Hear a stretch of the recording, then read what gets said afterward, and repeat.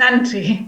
London Tamil வானொலி பாமுகம் பார் டிவியை பார்த்தும் கேட்டுக்கொண்டும் இருக்கிற உறவுகளுக்கு என் இனிய மாலை வணக்கம். இப்பொழுது மலர்ந்து மனம் பரப்ப வருவது முட்டுத்து மலர்கள். திருவள்ளுவர் ஆண்டு 2055 சித்திரை 12ஆம் நாளில் இணைந்திருக்கிறோம். பாமுகத்தில் இவ்வாண்டு துறைசார் வளர்ச்சி ஆண்டாகவும் இம்மாதம் சிறப்பு குழந்தைகளின் மாண்பு போற்றும் மாதமாகவும் இயக்குனர் அவர்கள் இதனை நடைமுறைப்படுத்தி கொண்டு வருகிறார். அந்த வகையில் இன்றைய முட்டுத்து மலர் நிகழ்ச்சியில் ஒரு துறை சார்ந்து தன்னை பிரபலமாக இந்த நகர்த்தி கொண்டிருக்கும் ஒரு கலைஞன், ஒரு அலங்கரிப்பாளர், ஓவியர், தையல் கலைஞர் என்று சொல்லி பல பக்கங்களை தன்னகத்தே வைத்திருக்கின்ற செந்தூர் செல்வன் நாகராஜா அவர்கள் இன்றைய முட்டுத்து மலர் நிகழ்ச்சியில் இணைகிறார். இந்த முட்டுத்து மலர் இன்று வவுனியாவில் இருந்து மலர்ந்து மனம் பரப்ப வருகின்றது. செந்தூர் செல்வனை எங்கள் முட்டுத்து மலர் நிகழ்ச்சிக்குள் முதலில் வரவேற்கின்றேன். வணக்கம் செந்தூர் செல்வன் அவர்களே. வணக்கம். அன்பு தமிழ் உறவுகள் யாவருக்கும் இந்நேர வணக்கத்தை கூறிக்கொள்கின்றேன். மகிழ்ச்சியாக இருக்கின்றது உங்களோடு நான் கலந்து கொண்டு எனது கடந்த காலங்களை, எதிர்வரும் காலங்களை பார்க்கிறதில் மகிழ்ச்சி அடைகிறேன். மிக்க நன்றி உங்கள் இணைவுக்கு. இன்றைய முட்டுத்து மலர் நிகழ்ச்சியில் உண்மையில உறவுகள் நிறைய பேர் இணைந்து தங்கள கருத்துக்களை பகிர வருவார்கள் என்று நினைக்கின்றேன். ஏனென்றால் உங்களிடம் இருக்கும் ஆற்றல்கள் பல, அவற்றை நாங்கள் பார்ப்பதற்கே இன்று எங்களுக்கு நேரம் போதுமோ தெரியாது. இருந்தாலும் இயன்ற அளவு உங்களிடம் இருப்பவற்றை, உங்கள் அனுபவங்களை நாங்கள் கேட்டு அறிய போகிறோம். என்னை கவர்ந்த விடயம், நீங்கள் அண்மையில் வவுனியா கலாச்சார சபையில் நடத்திய சித்திரை கலை விழா என்ற விழாவில் ஒரு வித்தியாசமாக ஒன்றை செய்ய வேண்டும் என நினைத்து நீங்கள் ஒரு பெரிய ஒரு சட்டை வடிவமைத்திருந்தீர்கள். அதனை நாங்கள் எங்கள் உறவுகளுடன் பகிர்ந்து உங்கள் மூலம் அதை கொண்டு வர வேண்டும் என்பது எனது நோக்கமாக இருந்தது. அந்த வகையில் நீங்களும் உங்களை ஒரு வித்தியாசப்படுத்த வேண்டும் என்று பல பக்கங்களாக நீங்கள் முயன்று கொண்டிருக்கிறீர்கள். இதில் இயக்குனர் அவர்களும் நான் சொல்லிய போல இந்த ஆண்டு துறைசார் வளர்ச்சி ஆண்டு. நான் உங்களிடமே கேட்கின்றேன், உங்களுடைய துறை என்று நீங்கள் எதை கொண்டு செல்ல போகிறீர்கள்? ஏனென்றால் பல பக்கங்களில் உங்கள் கால்களை பதித்து வைத்திருக்கிறீர்கள். எது உங்கள் துறை என்று சொல்லுவீர்கள்? நிச்சயமாக என்னை மக்களிடத்தே அறிமுகப்படுத்தியது நடனக்கலை, பரதநாட்டியம். என்னை ஒரு பரதநாட்டிய கலைஞனாகத்தான் ஆரம்பத்திலே அறிமுகப்படுத்தப்பட்டது. அதன் பின்பாக நான் பெரும்பாலும் ஒரு முயற்சியாளன். எப்பவுமே எனக்கு சோர்வாக இருப்பது அல்லது ஏதாவது தடங்கள், காரணங்கள் சொல்வதெல்லாம் பிடிக்காது. முயற்சி செய்து கொண்டே இருக்கணும் என்றே விரும்புவேன். அந்த வகையிலே நிறைய தேடி படிக்க வேண்டும் என்ற ஆர்வம் எனக்கு இன்றும் இருந்து கொண்டே இருக்கின்றது. அந்த வகையில் நான் எனக்கு இந்த பரதநாட்டிய கலையோட ஒத்த கலைகளாக பல கலைகளை பயின்று வந்தேன். அதுல முதலாவதாக பரதநாட்டிய ஆடைகள் வடிவமைப்பதிலே நானாகவே அதை முயற்சி செய்து வீட்டிலேயும் தைக்கக்கூடிய சூழல் இருந்தபடியே நானே அதிலே ஒரு தேர்ச்சி பெற்ற ஒரு தையல் கலைஞராக அறிமுகமாகினேன். அதன் பின்பு ஒப்பனை கலைகளை பயின்றேன். இவ்வாறு இருக்கின்ற பொழுது போர்க்கால சூழலில் இலங்கையில் நாங்கள் கல்விகளை மேற்கொள்ற பொழுது நாங்கள் காலம் இடம்பெயர வேண்டிய ஒரு சூழல் ஏற்பட்டது. அந்த காலத்திலே பரதநாட்டிய கலையை கற்பதற்கு சில பாடசாலைகளில் ஆசிரியர்கள் இருக்க மாட்டார்கள். அந்த வகையில் நான் பாடங்கள் மாறி ஓவியத்துறையை கற்கக்கூடிய வகையில சித்திர பாடங்கள் எடுத்திருந்தேன். அதனுடைய ஒரு வளர்ச்சியாக எனக்கு சித்திரமும் எனக்குள்ளே வந்தது. அதன் பிற்பாக கைவினை பொருட்கள் தயாரித்தது இப்படி ஏக வளர்ச்சி அடைஞ்சு கொண்டிருக்கல எனக்கு எப்பவுமே ஒரு வித்தியாசமான படைப்புகள் அல்லது வித்தியாசமாக செய்ய வேண்டும் என்ற ஆசை, ஆர்வமும் இருக்கும். அந்த வகையிலே தான் நீங்கள் இப்ப குறிப்பிட்டது போல அண்மையில் வவுனியா மாவட்டத்திலே இடப்பட்ட வவுனியா மாவட்ட கலாச்சார அதிகார சபையின் சித்திரக்கலை விழாவிலே பிரமாண்டமான 53 அடி உள்ள பிரமாண்டமான ராட்சத சட்டை ஒன்றை வடிவமைத்திருந்தேன். அது நான் நினைக்கிறேன் இந்தியாவுல ராட்சத சட்டைகள் வடிவமைத்துல 40 அடி உயரத்துல இந்தியா வடிவமைச்சிருந்தது. நாங்கள் அதையும் முறியடிச்ச மாதிரியான ஒரு செயற்பாடத்தான் இது இருந்தது. 40 அடி என்றைக்கு எவ்வளவு மீட்டராக இருக்கும்? கிட்டத்தட்ட அது 1 அடி 3 மீட்டர் ஏக்கல 53. நான் 50 அடிதான் கணக்கு பார்த்தது. ஆனா அதையும் தாண்டி 3 அடி கூட போய்விட்டது. நான் நினைக்க இயலுமென்றால் உங்கள் அந்த படங்களை இணைத்து கொண்டு சென்றால் இவர் பார்த்து கொண்டிருக்கும் எங்கள் உறவுகளுக்கு அது இன்னும் விளக்கமாக இருக்கும் என்று நினைக்கின்றேன். உறவுகளை நான் என்ன சில வேளையில் என்னுடைய இதுவும் லேப்டாப்பும் எங்களுக்கு சரித்தர வேண்டும் என்று நினைக்கின்றேன். ஏனென்றால் சில வேளைகளில் சிக்கல்கள் வருவதுண்டு. இருந்தாலும் ஒரு பெரிய ஒரு முயற்சியை செய்திருக்கிறீர்கள். இதனை எவ்வளவு நாள், எத்தனை நாள் எடுத்தது, உங்களுக்கு துணையாக யார் யார் செயற்பட்டார்கள் என்றதையும் நீங்கள் குறிப்பிட்டால் நல்லது நினைக்கின்றேன். இவ்வாறு துணி ஒன்றினை விரித்து செய்திருக்கிறீர்கள். நான் காட்சிப்படுத்துவது தெரிகிறதா உங்களுக்கு?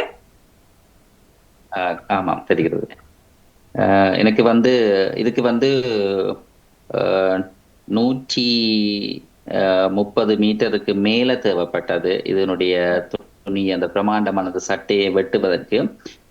இதுல எங்களுக்கு வெட்டுவதற்கு ஒரு இடம், பெரிய ஒரு மிக பிரமாண்டமான ஒரு இடம் தேவைப்பட்டது. அதாவது 50 அடி அந்த அளவு தூரத்துக்கு நாங்கள் அந்த துணியை வைத்து வெட்டுவதால் அதையும் விட பெரிய ஒரு இடம் தான் தேவைப்படும். அந்த வகையில வவுனியா மாவட்ட செயலகத்துலதான் நாங்க இதை செய்திருந்தோம். நான் அந்த இடுப்புக்கு மேற்பகுதியும் இடுப்புக்கு கீழ்ப்பகுதியுமாக 2ஆக பிரிச்சுதான் 25 அடி 25 அடியாக அந்த சட்டையை கட்டிங் செய்தது. அப்ப அதுல எனக்கு என்னோட உதவியாக எனக்கு கீழே வேலை செய்யற 3 பையன்கள் இருந்தார்கள். அவர்கள் உதவியாக இருந்தார்கள். இது கட் பண்றதுக்கு எனக்கு 1 மணித்தியாலங்கள்லாம் ஆனது. அதே போல தைப்பதற்கு எங்களுக்கு 2 நாள் முடிச்சது. மொத்தமாக இந்த சட்டையை நாங்கள் இதில் வடிவமைக்கிறதுக்கு ஃபுல்லா எனக்கு ஒரு 4 நாள் தேவைப்பட்டது. அதை தைத்து முடிந்தது பின் அதை நாங்கள் ஒரு மைதானத்துல வச்சுதான் அந்த சரிபிழைகளை பார்ப்பதற்கு கூட ஒரு நாள் தேவைப்பட்டது.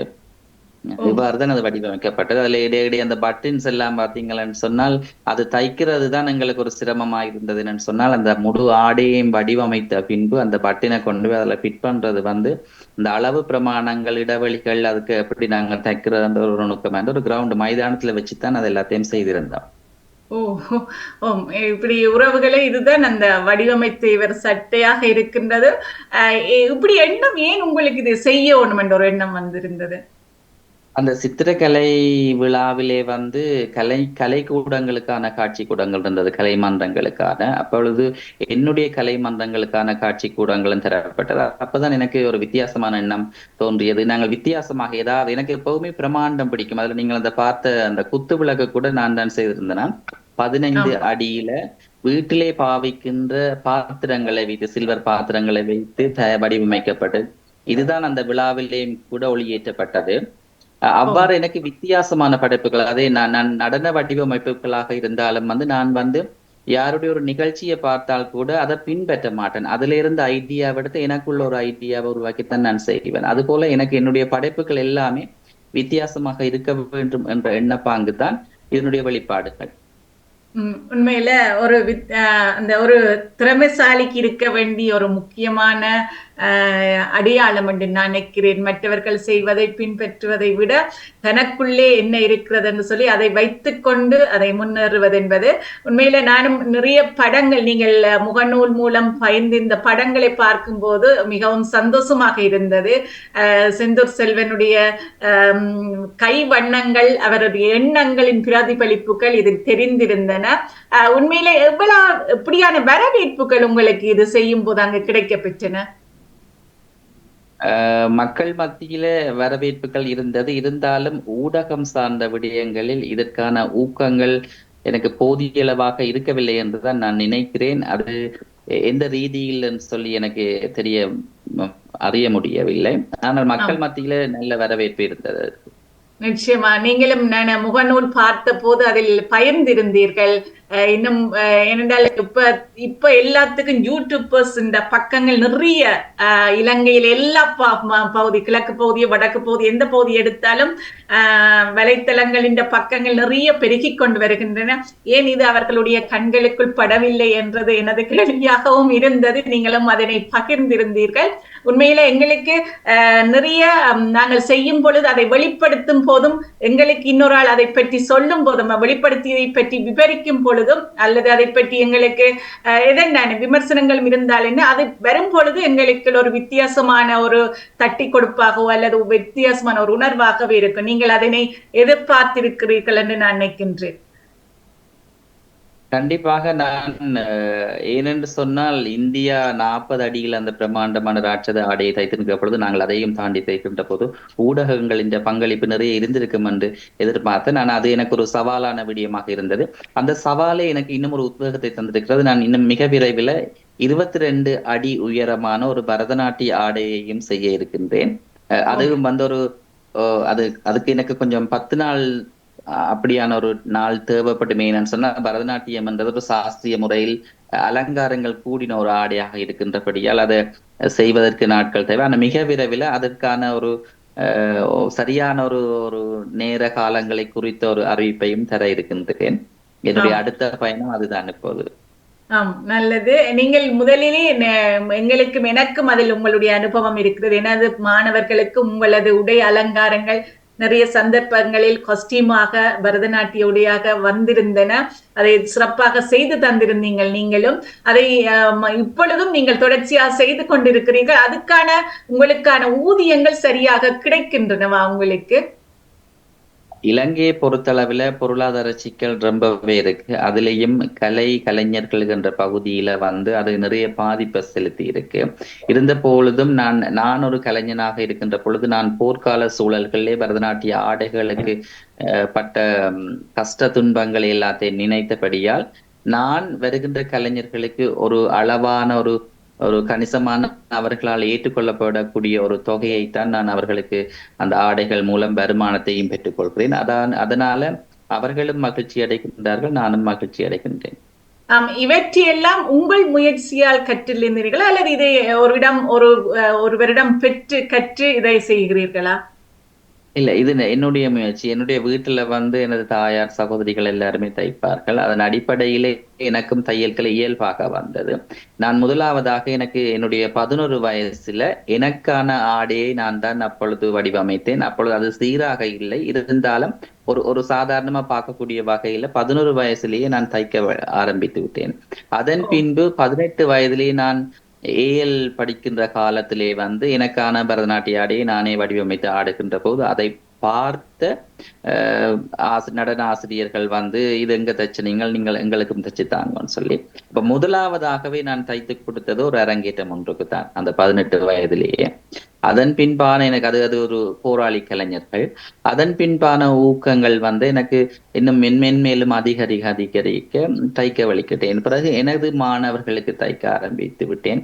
நான் நினைக்கிறேன் இப்பொழுது நான் ஒரு சேலஞ்சிங்காக இந்தியன் ஆர்டிஸ்ட் அல்லது இந்தியாவில் உள்ள வகையில நான் தைக்கிறேன் என்று நான் நினைக்கிறேன். ஆரம்பத்தில் இருந்ததை விட தையல் கலையில கூட எனக்கு 24 வருடங்கள் ஆகிவிட்டது. அதனுடைய தேர்ச்சி நிச்சயமாக. ஏனென்றால் உங்களுக்கு நான் பல இடங்களில் உங்களுக்கு இலங்கையில் மட்டும் இல்ல வெளிநாடுகளில் இருந்து கூட உங்களுக்கு தைத்து தருவதற்குரிய ஓர்டர்ஸ் வந்து நீங்கள் அதனை தைத்து அனுப்பி அவர்கள் போட்டு அழகு பார்த்து அந்த படங்களும் நாங்கள் பார்த்திருக்கின்றோம். அவ்வாறு இருக்கும் போது உங்களுக்கு இது தொடர்ச்சியாக இதனையே நீங்கள் ஒரு அடுத்த கட்டமாக விரிவுபடுத்தி கொண்டு போகக்கூடிய அளவுக்கு உங்களிடம் வேறு ஆக்கள் துணைகள் இருக்கின்றனவா?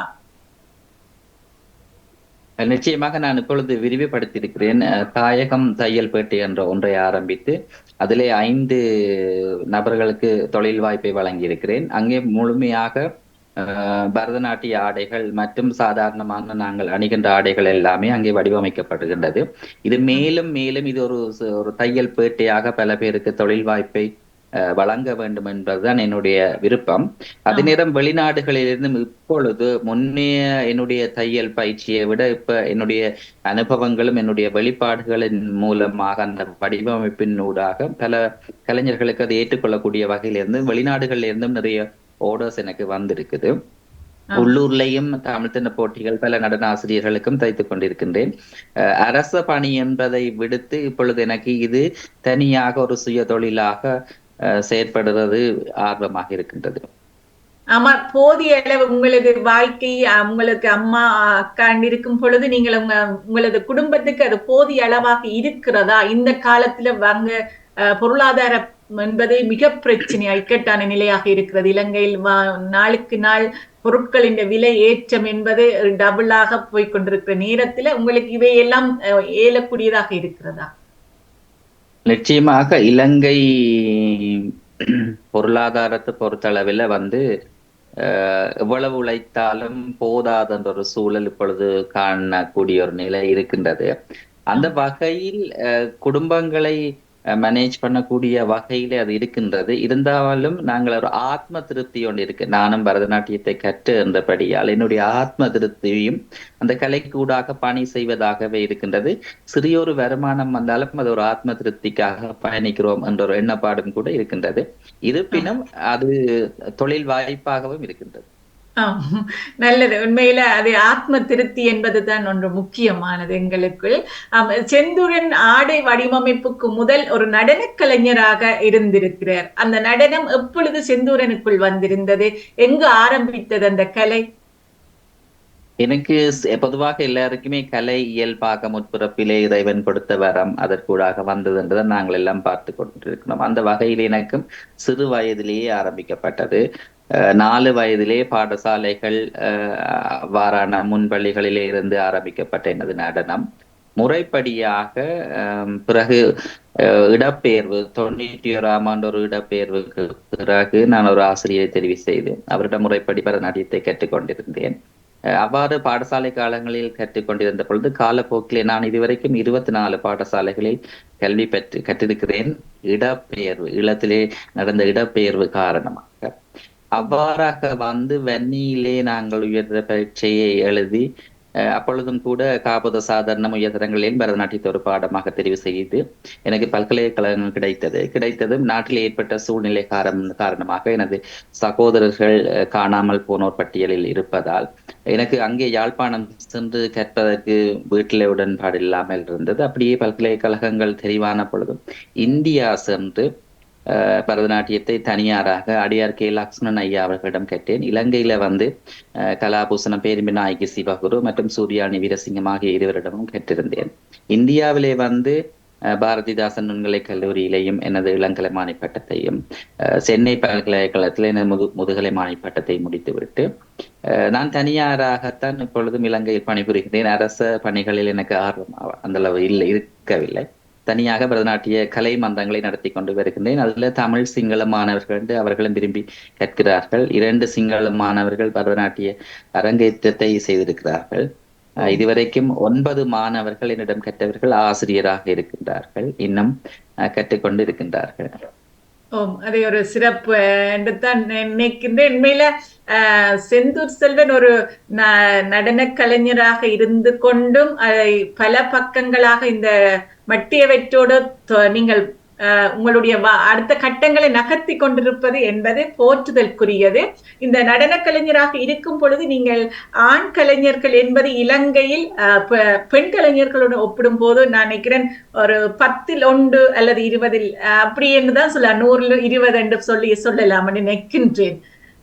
உங்களுடைய பார்வை எப்படி இருக்கிறது? ஆண் நடன கலைஞர்கள், ஈழத்து ஆண் நடன கலைஞர்கள் என்ற பக்கங்களை எவ்வாறு நீங்கள் சொல்லுவீங்க? கண்டிப்பாக ஆரம்ப காலங்களில் இது ஒரு நாங்கள் கற்கின்ற பொழுது சமுதாயத்தில் இருக்கின்ற ஒரு சிலர் அதனை வந்து ஒரு மாறுபட்ட கோணத்தில் பார்க்கக்கூடியவர்கள் இருந்தாலும் அதையும் தாண்டி இந்த சமூகம் எங்களை ஏற்றபடியால் தான் நாங்கள் இன்றும் ஒரு பரதநாட்டிய கலைஞராகவோ அல்லது ஒரு ஆசிரியராகவோ இருக்க முடிகின்றது. ஆனா சிலர் அதனுடைய அறியாமை காரணமாக அதை கேலியாக பார்ப்பது, கிண்டல் அடிப்பது இவ்வாறெல்லாம் இருந்திருக்கிறது. ஆனா அதையும் தாண்டி நாங்கள் ஒரு இலக்கோட பயணிச்சபடியால் இன்றைக்கு அதை வெற்றியாக ஏற்றுக்கொண்டிருக்கிறோம். இலங்கையை பொறுத்தளவில் மிக அரிதானவர்கள். இந்தியாவிலே சென்று நாங்கள் பார்க்கின்ற பொழுது இந்தியாவிலே கேட்கின்ற ஆண் நடன கலைஞர்களோடு ஒப்பிடும் போது இலங்கையில் மிக மிக அரிது. தற்காலத்தில் அது மிகவும் குறைவாகவே காணப்படுகின்றது. என்ன காரணங்கள் நினைக்கிறீங்க? அது பொதுவாக எங்கட சமுதாயம் வந்து பரதநாட்டியம் வந்து பெண்களுக்குரிய கலை என்றும் சாதாரணமான உடலியல்புகள், அதாவது அவர்கள் பரதநாட்டியத்தை கற்கின்ற போது சிறு வயதிலிருந்து கற்கின்ற பொழுது அவர்களிடையே ஏற்படுகின்ற அசைவுகளின் மாற்றத்தை வந்து ஒரு ஆணுக்குரியது இல்லை என்ற ஒரு தன்மையை உடலியல் ரீதியாக அவர்கள் ஒரு தவறான சிந்தனை கண்ணோட்டத்துல அதை பார்க்கணும். ஆனா அதுக்கும் உடலியல் இந்த பரதநாட்டியத்துக்கும் சம்பந்தம் இல்லை. அது வந்து எல்லாம் ஒரு ஹோர்மோன் விஞ்ஞான ரீதியாகத்தான் அவற்றையெல்லாம் நாங்கள் சிந்திக்க வேண்டும்.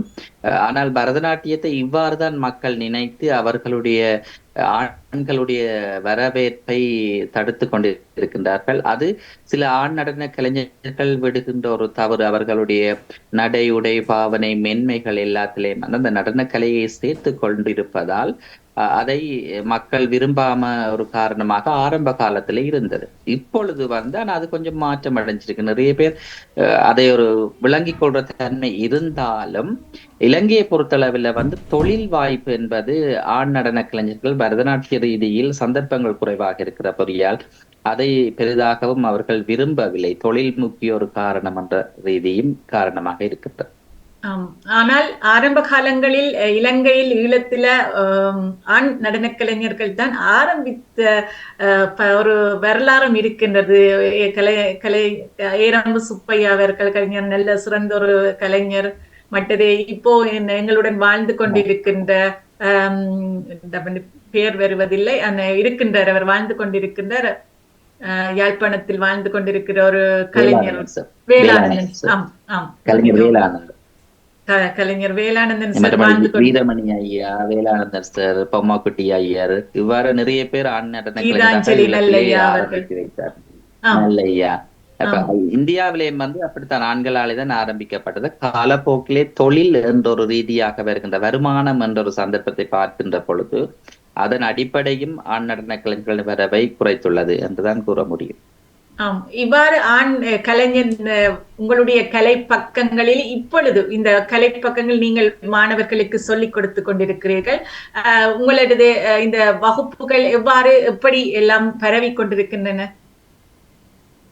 என்னுடைய 2 கிளைகளாக தமிழ் மொழியிலும் சிங்கள மொழியிலும் நடனத்தை கற்பித்துக் கொண்டிருக்கின்றேன். சிங்கள மொழியிலேயும் அதிகமான மாணவர்கள் கற்கின்றார்கள்.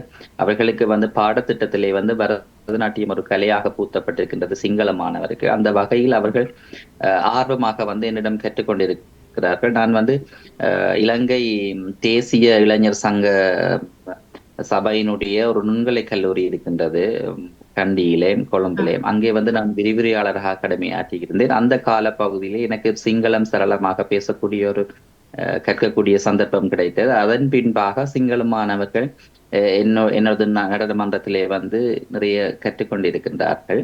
அதே அளவிற்கு தமிழ் மாணவர்களும் கற்றுக்கொண்டிருக்கின்றார்கள். ஆனால் எங்களுடைய மக்களுக்கு, எங்களுடைய மாணவர்களுக்கு வந்து பொருளாதார சிக்கல் அதிகமாக இருக்கின்றபடியால் அவர்கள் அதை ஒரு குறிப்பிட்ட தூரத்தோடு நிப்பாற்ற ஒரு சூழல் இங்க காணப்படுகின்றது. பரீட்சைகள் எடுக்கின்றார்கள், ஆனால் ஒரு குறிப்பிட்ட காலத்தோடு அதை தடைப்படுற ஒரு சூழல் காணப்படுகின்றது. இப்பொழுது எங்கள் வடக்கு பகுதி, கிழக்கு பகுதி, தமிழ் பகுதியில் மாணவர்கள் நடன பாடத்தை தெரிவு செய்து எடுக்கும் விதம் குறைந்து கொண்டு போவதாக அறிந்து கொண்டேன். அது உண்மையா? நிச்சயமாக மிக அரிதாகவே காணப்படுகின்றது. அதற்கு நான் முதல் கூறியது போல பரதநாட்டிய கலையை பொறுத்தவரை அல்லது எந்த கலையை கற்றாலும் அதற்கான வருமானத்தை ஈட்டுகின்ற சந்தர்ப்பம் இலங்கையில் குறைவாக இருக்கின்றபடியால் பொதுவாக மக்கள் வருமானம் எது கிடைக்கின்றது என்ற ரீதியில தான் பார்த்து கொண்டிருக்கிறார்கள். அந்த வகையிலே தான் மாணவர்களை அந்த எது வருமானம் ஈட்டப்படுகின்றதோ அந்த துறைகளிலே அந்த பாடங்களுக்கு அவர்களை முன்னேற்றி பாடத்தை மாற்றிக்கொண்டு போயிடும். பொதுவாக எல்லாருமே குறிப்பிட்டது போல விஞ்ஞானம், கணித பாடங்களுக்கே தான் அதிகமாக மாணவர் செல்கிறார்கள். இதனுடைய தாக்கம் சில வேளையில மேலத்திய நாகரிகம் என்று நாங்கள் கூறினாலும் எங்கட மக்களிடையே இப்பொழுது நான் நினைக்கிறேன், என்னுடைய பார்வையில் 2000 ஆண்டுக்கு பிற்பாடு அல்லது 95ஆம் ஆண்டுக்கு பிற்பாடான குடும்பங்கள் ஆகிய அந்த அவர்களுடைய பிள்ளைகள், அதற்கு பிற்பாடு பிறந்த மாணவர்களுடைய வளர்ச்சியில வந்து கலை ஆர்வம் மிகவும் அரிதாக இருக்கின்றது. அது பெற்றோருக்கு இருந்தால் தான் பிள்ளைகளுக்கு வரும். அந்த வகையில் அதற்கு பின்பாக திருமணமாகி குடும்பங்கள் ஆகினவர்களுடைய மனநிலையில் அதனுடைய ஆர்வங்கள் ஈழத்தை பொறுத்தளவுல குறைவா இருக்குன்னு நான் நினைக்கிறேன். அடுத்தது காரணம் இன்னொரு தொழில்நுட்பங்கள், இந்த வளர்ச்சியின் தொழில்நுட்ப பாடங்களின் புகுத்தலும் என்னும் சில பேர் சொல்லுகிறதை நான் கேட்டிருக்கின்றேன். அதுவும் ஒரு காரணம். நிச்சயமாக. ஏனென்றா தொழில்நுட்ப காரணங்கள் தான் தொழிலை வழங்குகின்றன அல்லது வருமானத்தை வழங்குகின்றன என்ற ஒரு எண்ணப்பாடு இருக்கு. IT, அதே போல லாங்குவேஜ் கூட இப்பொழுது வந்திருக்கு நிறைய பாடங்களுக்கு. நாங்கள் படிக்காத காலங்களை விட இப்ப எல்லாம் நிறைய பாடங்கள் புகுத்தப்பட்டிருக்கு. அந்த புகுத்தப்பட்ட பாடங்கள் அத்தனையுமே மேலெத்தி, அதாவது இலங்கையை விட்டு வெளிநாடுகளில் சென்று கற்கக்கூடிய ஒரு வாய்ப்பை வழங்கக்கூடிய பாடத்திட்டங்கள் இருக்கின்றபடியால் எல்லாருமே அதையே விரும்புகிறார்கள், வெளிநாட்டுக்கு போகணும். அப்படி என்ற ஒரு சூழல் தான் இங்கே காணப்படுகின்றது பாடத்திட்டங்களில். இலங்கை வடபகுதி தமிழ் பகுதிகளில் இந்த கலைப்பாடம் குறைவென்றாலும் சிங்கள பகுதிகள் சிங்கள பாடசாலைகளுக்கு புகுத்தப்பட்டமையே நீங்கள் எப்படி பாக்குறீங்க? அது ஒரு வகையான எங்கட மாணவர்கள் அல்லது எங்கட கலைஞர்களுக்கான தரப்படுத்தலை ஏற்படுத்துகின்ற ஒரு சந்தர்ப்பம். என்னன்னு சொன்னால், அவர்கள் பாடத்திட்டத்துக்குள்ள அவர்களுக்கு எங்களுடைய நடன உருப்படிகள் ஆரம்பிக்காத ஓ லெவல் பரீட்சையில புஷ்பாஞ்சலி புகுத்தப்பட்டிருக்கு, தில்லானா புகுத்தப்பட்டிருக்கு. அதே போல ஏ லெவலுக்கு சில பாடங்களை புகுத்தப்பட்டு அவர்கள் அதை விரும்பி கற்று அவர்கள் நடன பல தமிழ் பாடசாலைகள், சிலாவத்தை பொறுத்தளவில் 2 தமிழ் பாடசாலைகள் தான் இருக்கின்றன. அந்த 2 தமிழ் பாடசாலைகளிலேயும் சிங்கள நடன ஆசிரியர் தான் இருக்கிறார். அங்க இருந்து அவர்கள் தெளிவூட்டல், அவர்களுடைய கற்பித்தல் முறை வித்தியாசமாக இருக்கின்றது என்று சிலாபத்திலிருந்து வவுனியாக்கு என்னிட கற்கின்ற மாணவர்கள் இருக்கின்றார்கள். அதே போல பெரும்பாலான தமிழ் பாடசாலைகளில், உதாரணமாக நாங்கள் மட்டக்களப்பு விபுலானந்தா அழகியல் கல்லூரிய மட்டக்களப்பு யூனிவர்சிட்டியில பார்த்தா ஒரு சிங்கள நடன விரிவுரையாளர் இருக்கின்றார் பரதநாட்டியத்தில். அதே போல கொழும்பு பல்கலைக்கழகங்கள் எல்லாத்திலையும் பார்த்தா பெரும்பாலும் சிங்கள நடன ஆசிரியர்கள், நடன விரிவுரையாளர்கள் தாராளமாக இருக்கிறார்கள். அவர்கள் எப்படி இதை பார்க்கிறார்கள் சொன்னால், இந்திய கலைகள், இந்தியன் ஆர்ட் என்ற ரீதியில தான் இதை கற்றுக்கொண்டு வருகிறார்கள். இது தமிழ் கலை என்ற ரீதியில அவர்கள் கற்கவில்லை. அப்ப அந்த வகையில் அவர்களுடைய வளர்ச்சியும் அவர்களுடைய பங்களிப்பும் அதிகரித்து கொண்டு போவதால் தொழில் வாய்ப்பு எங்கட மக்களுக்கு, எங்கட கலைஞர்களுக்கு சந்தர்ப்பம் குறைய கூடிய சந்தர்ப்பம் இருக்கின்றது.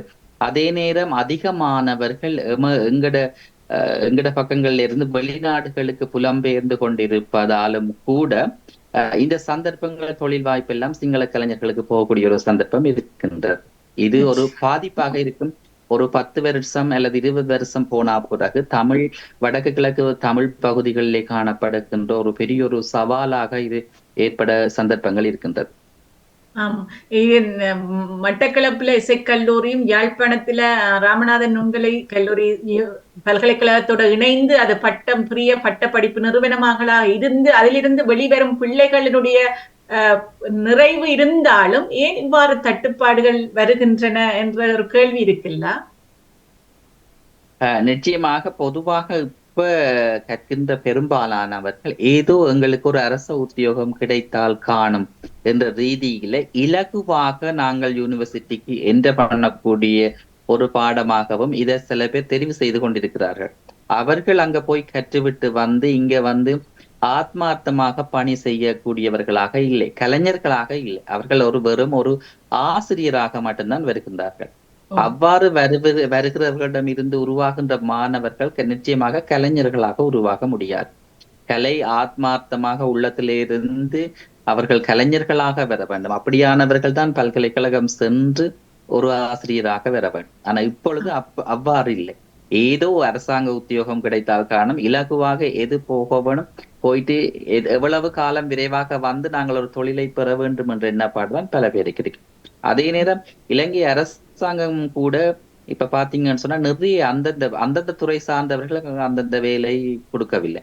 எங்களோட யாழ்ப்பாண பல்கலைக்கழக தெரிவாய் படிச்ச ஒரு பிள்ளை பரதநாட்டியம் கற்று முடிச்சு வந்தப்ப அவங்க கிடைச்ச வேலைக்கலாம்.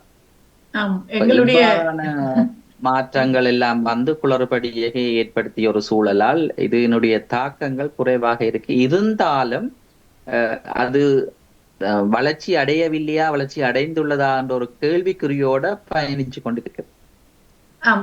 சில கலைஞர்கள் நல்ல ஊக்கங்களுடன் அந்த கலையை நீங்க சொன்ன மாதிரி ஆத்மார்த்தமாக செய்து கொண்டு இருக்கிறார்கள். ஆனால் அது போதாதாக இருக்கின்றது என்று தான் நினைக்கின்றேன். எங்களுடைய இடத்தில் நிச்சயமாக போதாது. ஆத்மார்த்தமான வெளிப்பாடுன்றது இல்லை, பாடத்திட்டத்திற்கான வெளிப்பாடுதான் அதிகமாக இருக்கின்றது. நோக்கிய பயணமாகத்தான் அது இருக்குது. மாற்றங்கள் கொண்டு வர வேண்டும், மாற்றங்கள் ஏற்பட வேண்டும் என்று உங்களுடைய எதிர்பார்ப்பு? கண்டிப்பாக மாற்றங்கள் கொண்டு வர வேண்டும். அப்படின்னு சொன்னால் இப்ப தொலைக்காட்சிகளும் கூட எங்கட நாட்டில் இருக்கிற தொலைக்காட்சிகளும் கூட எமது இவ்வாறான கலைகளுக்கு அத சந்தர்ப்பம் கொடுக்கிறது அரிதாகவே இருக்கின்றது. எல்லாமே வந்து சினிமா துறை அல்லது மேலத்திய பாணிகள் அல்லது அரசியல் அதற்கு கொடுக்கின்ற முக்கியத்துவம் இந்த கலைகளுக்கு கொடுக்கிறது இல்லை. அதை ஒரு செலவு அதிகரித்த ஒரு நிலையாயும் கூட பார்த்து கொண்டு இருக்கிறார்கள் பல பேர். அதை செய்யறேன்னு சொன்னா எங்களுக்கு நிறைய செலவாகும் அந்த அந்த ரீதியிலையும். ஆம், ஆம். இவ்வாறு உங்களுடைய நடனத்துறையின் பக்கங்கள் வவுனியாவில் நான் நினைக்கிறேன் உங்களுடைய நடனக் கல்லூரியை விட வேறு கல்லூரிகளும் இயங்கிக் கொண்டிருக்கின்றனவல்லா? நிச்சயமாக வவுனியாவிலே 20 கலை மன்றங்கள் இருக்கின்றன. பதிவு செய்யப்பட்ட 20 கலை மன்றங்கள் இருக்கின்றன. அதிகமான நடன கலைஞர்களும் இருக்கிறார்கள். என்னுடைய பார்வையில் யாழ்ப்பாணத்திற்கு அடுத்ததாக வடக்கை பொறுத்தளவிலே நான் வவுனியாவை பரதநாட்டிய கலை வளர்ச்சி அடைந்துள்ளதாக பார்ப்பேன். அவ்வாறு நிறைய பேர் பரதநாட்டிய கலையை கற்றுக்கொண்டிருக்கின்றார்கள். ஆம், அவர்களுடைய நீங்கள் முதல் குறிப்பிட்டிருந்தீர்கள் மாணவர்களுடைய கற்றல் ஒரு அளவோடு நிற்கிறதுன்னா அதை மாணவர்கள் தொடர்ச்சியாக அதை கொண்டு போக வேண்டும் என்றால் ஆற்றுகை கலைஞர்களாக அவர்கள் வெளிவரும் போது அதை தொடர்ச்சியாக கொண்டு வருவார்கள் நினைக்கிறேன். அந்த கருத்தில் உங்களது கருத்து? கண்டிப்பாக ஆற்றுகை கலைஞராக இருந்தால் தான் அவர்களால் அதை கொண்டு பயணிக்க முடியும். இல்லாத வெறுமனே ஒரு ஆசிரியராக இருந்தால் பரீட்சைகளுக்கு கற்பிக்கக்கூடியவராக மட்டுமே இருக்க முடியும். பெரும்பாலும் வெங்கட நாட்டை பொறுத்தளவில் திருமணம் ஆகிய பின்பே பெண்கள் நடனம் ஆடுவதை நிறுத்தி கொண்டு விட்டுவிடுவார்கள். அது அவர்களுக்கு ஏற்படுகின்ற குடும்ப சூழல், உடலியல் காரணங்கள் இருந்தாலும் ஆடக்கூடியவர்கள் ஆடுறது குறைவாக இருக்கின்றது. ஆற்றுகை கலைஞராக கண்டிப்பாக நீங்கள் குறிப்பிட்டது போல ஆற்றுகை கலைஞராக இருக்க வேண்டும். அவ்வாறான சந்தர்ப்பங்கள் குறைவு. பொதுவாகவே இப்பொழுது எல்லாமே அந்த மணி மைண்ட் என்று சொல்லுவாங்க. அது மாதிரி பணம் எவ்வாறு உழைக்க முடியுமோ அந்த ரீதியில தான் பயணிக்கக்கூடிய மாதிரி பொதுவாகவே காணப்படுகின்றது. அதே நேரம் பணமும் தேவைப்படுகின்றது. அப்படின்னு சொன்னால் சாதாரணமா நாங்கள் பரதநாட்டியத்துக்கு போடுகின்ற ஒப்பனை பவுடர் ஒரு 3 பவுடர் தேவை என்று குறிப்பிட்டாலும் அதுல ஒரு பவுடர் வாங்குறதுக்கே 1000 ரூபாய் தேவைப்படும் இலங்கை பணத்துல. அப்ப அதனுடைய செலவினங்களும் அதிகரிக்கின்றபடியால் அவர்களுக்கு பணமும் தேவையாக இருக்கின்றது. ஆம், நீங்கள் சொன்ன ஒப்பனை தொட்டபடியினால உங்களுடைய அடுத்த பக்கம் பெரிய பக்கம் ஒப்பனை. நீங்கள் ஒப்பனை கலைஞர் என்பதிலும் மிக தேர்ச்சியாக இருக்கிறீர்கள். நிறைய ஒப்பனைகள் செய்திருக்கிறீர்கள். நிறைய இடங்களுக்கு சென்று நிறைய நிகழ்ச்சிகளில் நிறைய ஒப்பனைகள் செய்திருக்கிறீங்க. அந்த இதுவும் உங்களுடைய முயற்சியா அல்லது யாரிடம் படித்து பெற்றீர்களா? இல்ல, இதுவும் என்னுடைய முயற்சி. ஆரம்பத்துல நாங்கள் போர்க்கால சூழலே வந்து பாத்தீங்கன்னா நாங்க இந்த பரதநாட்டியத்துக்கு போடுகின்ற பவுடர் பேன் கேக் என்று சொல்லுவோம். அந்த பேன் கேக் எல்லாம் வந்து அங்க கிடைக்காது. சாதாரணமான ஒரு ரோஸ் பவுடர் தான் கிடைக்கும். அப்படி ரோஸ் பவுடர் இல்லாட்டாலும் நாங்கள் எப்படி செய்வோம்னு சொன்னால் பவுடர் இருக்குல்ல, சாதாரணமா முகத்துல பூசுற பவுடர் இருக்குல்ல, குங்குமத்தை கலந்து அதை ஒரு பிங்க் கலர்ல எடுத்து அவ்வாறுதான் அந்த ஆரம்பங்கள்ல நாங்கள் ஒரு ஒப்பனையே அந்த போர்க்கால சூழல் பொருளாதார தடைகள்ல வந்து ஆரம்பிச்சு நாங்கள் அப்படியே ஆரம்பிச்சு கொண்டிருக்கே நாங்கள் எனக்கே நான் செய்ய வலிக்கிட்டு அப்படியே எங்கட சகமானவர்களுக்கும் கலைஞர்களுக்கும் செய்ய ஆரம்பிச்சு அதன் பிற்பாடாக நான் ஒரு ஆசிரியர் தரத்தை முடித்த பின்பு ஒப்பனை தொடர்பான விடயத்தை இந்தியாவில் கற்கக்கூடிய மாதிரி இருந்தது. அப்ப அதுலேயே நான் வந்து ஒரு டிப்ளமா முடிச்சுட்டு அதுக்கு பிறகு வந்து அதுலேயும் வந்து டிகிரி செய்யறதுக்கு படிச்சு கொண்டிருந்தேன். நான் அது பிறகு கண்டினியூ பண்ணலாம் போயிட்டுது. நான் அதுல வந்து கூட நிறைய அரங்கேற்றங்களை செய்திருக்கிறேன், திரைப்படங்களுக்கு செய்திருக்கிறேன், நிறைய நடன கலைஞர்களுடைய நடன ஆண்டு விழாக்களுக்கு எல்லாம் போய் அதை செய்திருக்கிறேன். தற்காலத்துல வந்து சிங்கள கலைஞர்களும் வந்து என்னை ஒரு ஒப்பனை கலைஞர்கள் அவர்களுடைய நிகழ்ச்சிகள் திரைப்படங்களுக்கெல்லாம் கூப்பிடுற ஒரு சந்தர்ப்பம் இருக்கின்றது. அது ஒரு வெற்றியாத்தான் நான் பார்க்கிறேன். நிச்சயமாக. ஆனால் இந்த ஒப்பனை என்பது ஒரு சிறந்த ஒரு கலை. இதனால நிறைய இப்போ ஒப்பனை கலைஞர்கள் நிறைய பேர் தங்களுடைய வெளிப்படுத்தி தங்கள் இப்பொழுது இந்த நாங்கள் அண்மையில் யாழ்ப்பாணத்தில் ஒரு திருமண ஒப்பனை ஒரு மாடலிங் ஒன்று நடைபெற்றது. அதில் பார்த்திருந்தேன். வித்தியாசமாக தலையிலெல்லாம் வித்தியாசமாக அந்த திருமண மணமகளுக்கு இப்படி செய்யலாமா என்று சொல்லி நோக்கக்கூடிய அளவுக்கு எல்லாம் ஒப்பனைகள் வித்தியாசப்படுத்தியிருந்தது.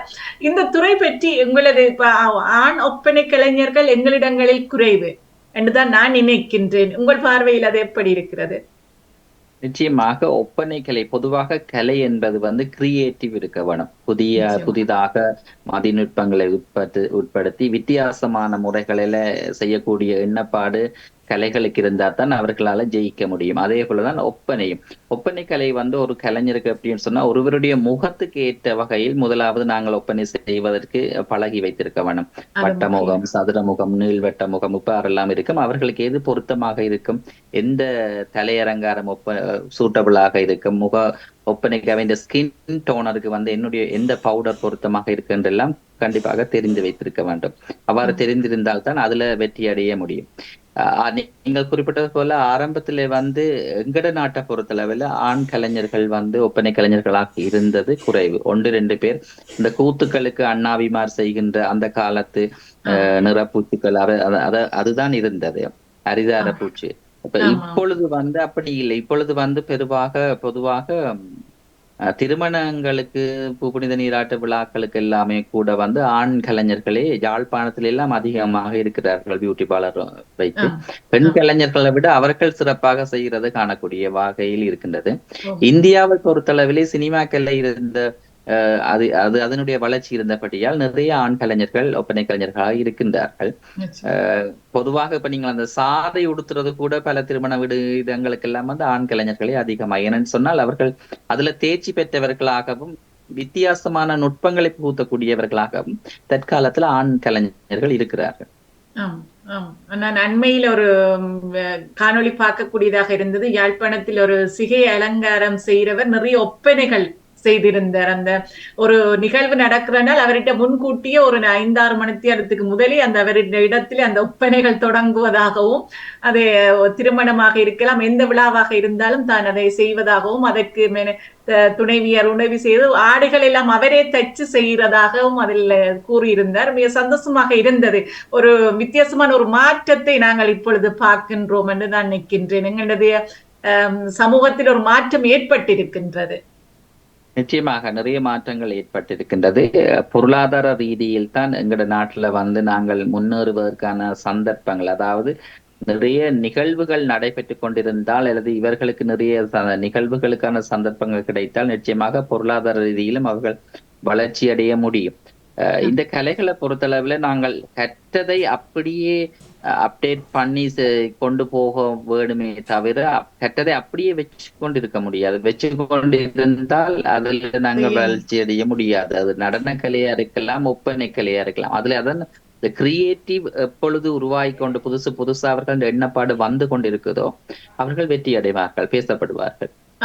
நீங்கள் செய்த ஒப்பனையில் எது மறக்க முடியாத பலரால போட்டப்பட்டது அல்லது எது உங்கள் இதுல இவ்வளவு காலம் நீங்க செய்த ஒப்பனைகளில எதுவாது சிலாகித்து பேசப்பட்டது அல்லது அதில் என்ன மாற்றங்கள் செய்திருக்கிறீர்கள், அது பற்றி சொல்லுங்க.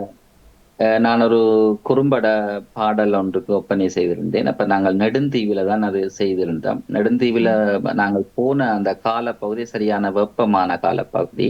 அந்த பாடல் பகுதியில நடிச்ச ஹீரோயினுக்கு வந்து ஸ்கின் டோனர் எல்லாம் சேஞ்ச் ஆக வலிக்கிட்டது. அப்பொழுது அவர்களுக்கு என்ன செய்யறோம்னு சொன்னா, கிட்டத்துல நாங்கள் இங்கே இருந்து பிளான் பண்ணி போனது வேற மாதிரி, ஆனா அங்க நடந்து கொண்டது வேற மாதிரி. அப்ப அவர்களுக்கு பூசுறதுக்கு அந்த ஸ்கின் டோனரை சரி செய்யறதுக்கு எல்லாம் அவங்களுக்கு வந்து கிரீம் இருக்கல, கிட்டத்துல ஒரு பியூட்டி பார்லரோ அல்லது கடைகளோ இருக்கவில்லை அதற்கான தேவைப்பாடுகளை செய்யறதுக்கு. அப்ப நாங்கள் உடனே நான் எங்க அந்த கத்தாழை இருக்கு அப்படி இயற்கை மூலிகையான இதெல்லாம் தேடி எடுத்து இந்த ஸ்கின் டோனரை டேமேஜ் பண்ணாமல் பாதுகாத்துட்டு, அதுல ஒரு ஷூட்டிங்ல ஒன்று இருந்தது அப்படின்னு சொன்னால், அந்த காயப்படுற மாதிரியான ஒரு ஆள் காயப்பட்டால் அவர் இந்த பிளட் வாரது அப்படின்னு சொல்லி செய்ய வேண்டிய ஒரு சூழல் இருந்தது.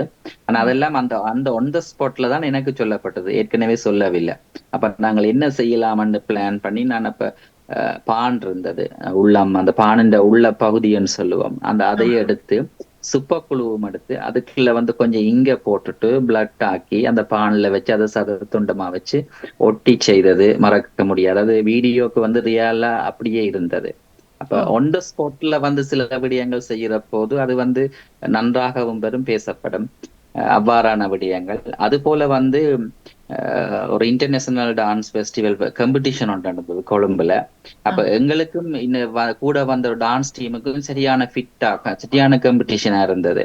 காஸ்டியூமும் 2 பகுதியும் கிட்டத்தட்ட ஒரே மாதிரியே நாங்கள் எல்லாம் போட்டுட்டு போயிருந்தோம்.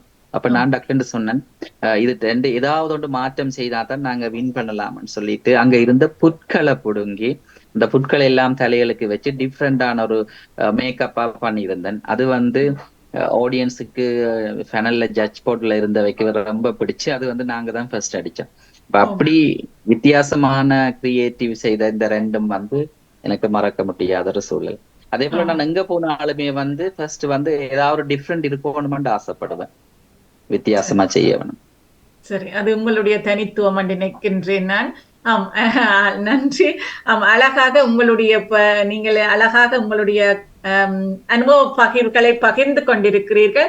அலங்காரம் விட உங்களிடம் இருக்கிற இன்னும் பக்கங்கள் இருக்கின்றன. அதற்கிடையில் எங்கள் உறவுகள் இணைய விரும்பினால் உறவுகள் நீங்கள் பார்த்து கொண்டிருக்கின்றீர்கள். எங்களது செந்தூரன் அவர்கள் இலங்கையில் வவுனியா நகரத்தில் இருந்து இணைந்து தனது அனுபவங்களை பகிர்ந்து கொண்டிருக்கிற, எப்பொழுதும் ஒரு முயற்சியாளர் வித்தியாசமாக செய்ய வேண்டும் என்ற ஒரு எண்ணத்துடனேயே தொழிற்பட்டு கொண்டிருப்பவர்களில் இவர் முதன்மையானவராக இருக்கிறார். இவரை உங்களது கருத்துக்களால் அல்லது வாழ்த்துக்களால் தெரிவித்து இணைந்து சிறப்பியுங்கள் என்று கேட்டுக்கொண்டு, அடுத்த பக்கம் உங்களது ஓவியம் இன்னொரு பக்கமாக இருக்கிறது. நீங்கள் முதலே சொல்லியிருந்தீங்க, பாடசாலையில் படிக்கும் காலத்தில் நடனத்துறையை விட ஓவியமும் நான் பாடமாக படித்திருந்தேன் என்று சொல்லி. ஆம், அதனையும் நீங்கள் இப்போது சிறப்புறவே செய்து கொண்டு வருகிறீர்கள். அதன் வெளிப்பாடுகளை நாங்கள் அண்மையில் அந்த சித்திரக்கலை விழாவில் பார்த்திருந்தோம். அது பற்றியே சொல்லுங்கள். உங்களது ஏன் இந்த விழா இப்பொழுது இவ்வாறான இந்த விழாக்கள் நடைபெற்று கொண்டிருக்கின்றதா, வருஷம் வருஷம் நடைபெறுகிறதா அல்லது இந்த முறை முதலாக நடைபெறுகிறதா? இந்த முறைதான் வவுனியா மாவட்டத்தில் வந்து கலாச்சார அதிகார சபையினுடைய சித்திரக்கலை விழா செய்தது. அதில் நான் ஒரு உறுப்பினராக இருக்கின்றேன். நான் தான் அந்த விழாவிற்கான பல ஏற்பாடுகளையும் திட்டமிட்டு அதை செயற்படுத்த வேண்டும் என்று சொல்லி செய்திருந்தேன்.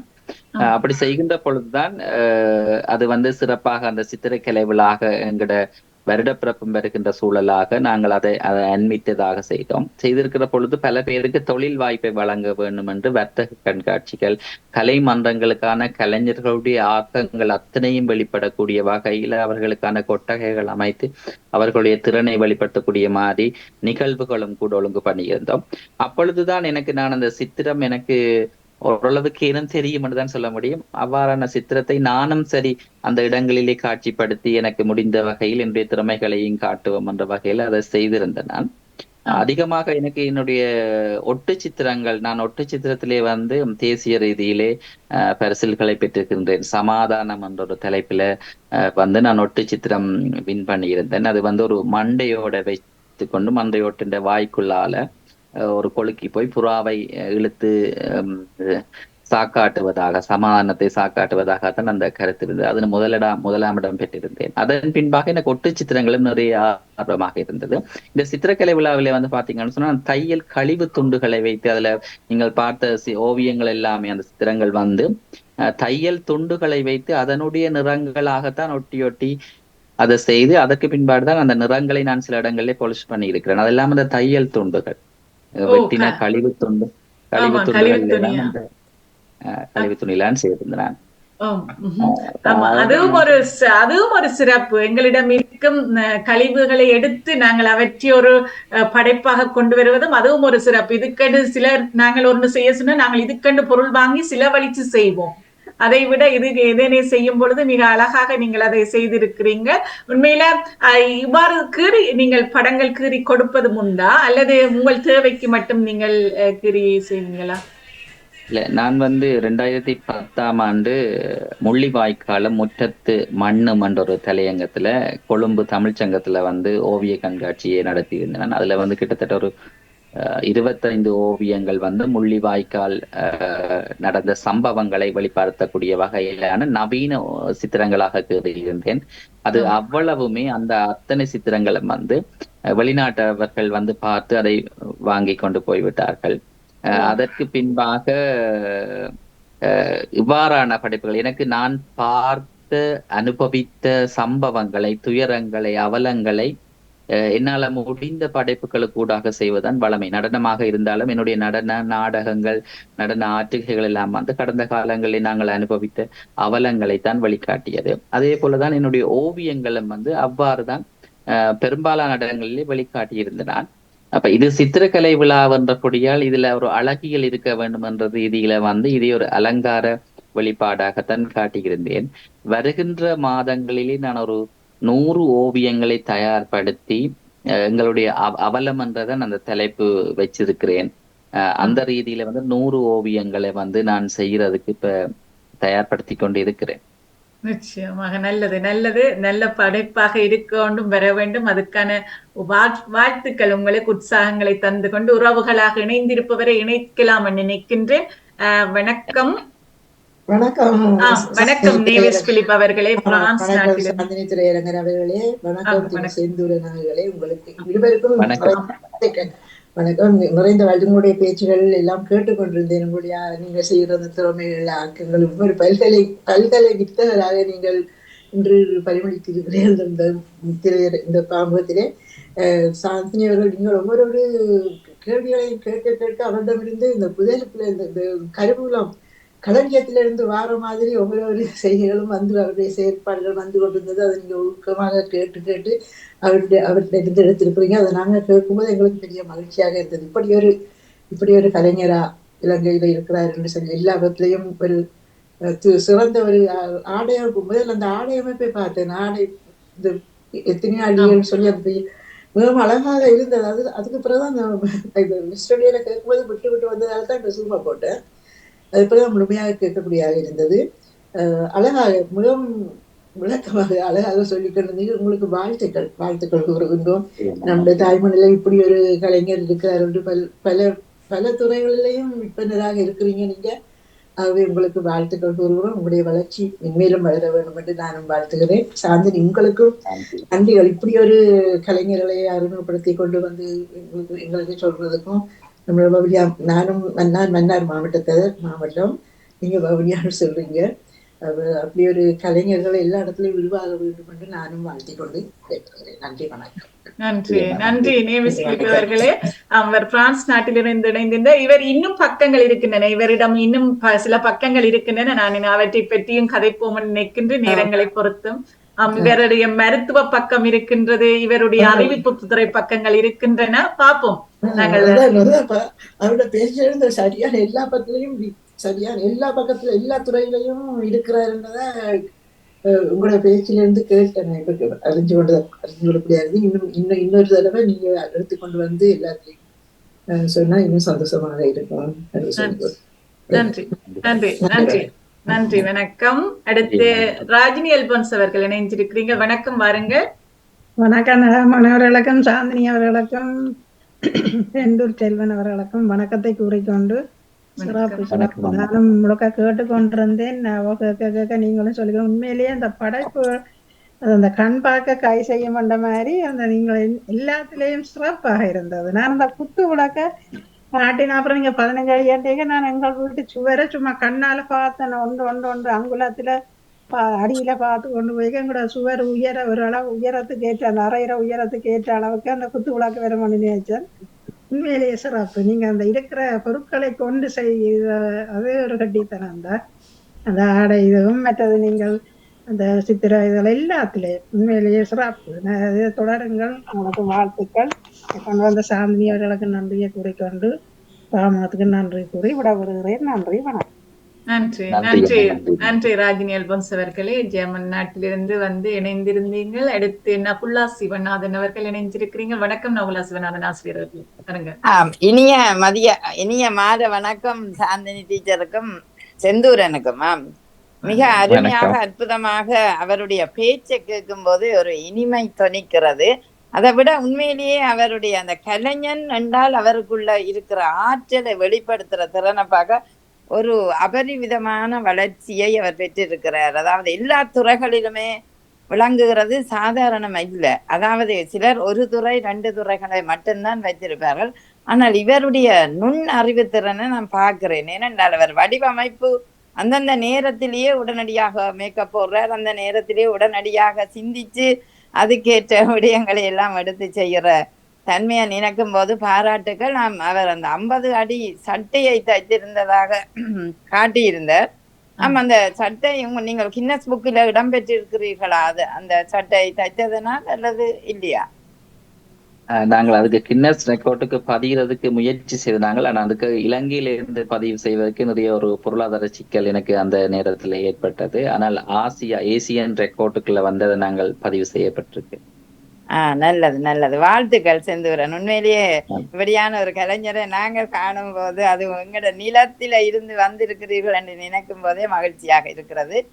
நிச்சயம், அதாவது ஒவ்வொரு கலைஞனும் அடுத்த சந்ததிக்கு அவன் தன்னாலான விடயத்தை அந்த படைப்பை எடுத்து கொடுக்கிறது எல்லாராலும் முடியாது. அந்த நிலையில நீங்கள் ஒரு இளம் ஆசிரியரா, நடன கலைஞரா, ஓவியனா, பன்முக திறமையாக இருக்கிற நிலையை பார்க்கும்போது நாங்க எல்லாம் உங்களை திருப்பி பார்க்கிறோம். நாங்க ஒரு துறையில மட்டுமே வளர்ச்சி அடைகிறோம், ஏன் மற்ற துறைகள்ல வளர்ச்சி அடையலைன்னு எங்களையே நாங்க கேட்கக்கூடிய அளவுக்கு உங்களுடைய திறமை வெளிப்படுத்தியது எங்களுக்கு. அதாவது உங்களோட திறமையும் நீங்க செய்கிற செயற்பாடும் உண்மையிலேயே சிறப்பான வாழ்த்துக்கள். இளையவர்களாக நீங்க இருக்கிற நீங்கள் நிச்சயம் அடுத்த சந்ததிக்கும் உங்களுடைய படைப்பு அதை விட தமிழன் என்று சொல்வதில் இன்னொரு பெருமை எனக்கும் இருக்கிறது.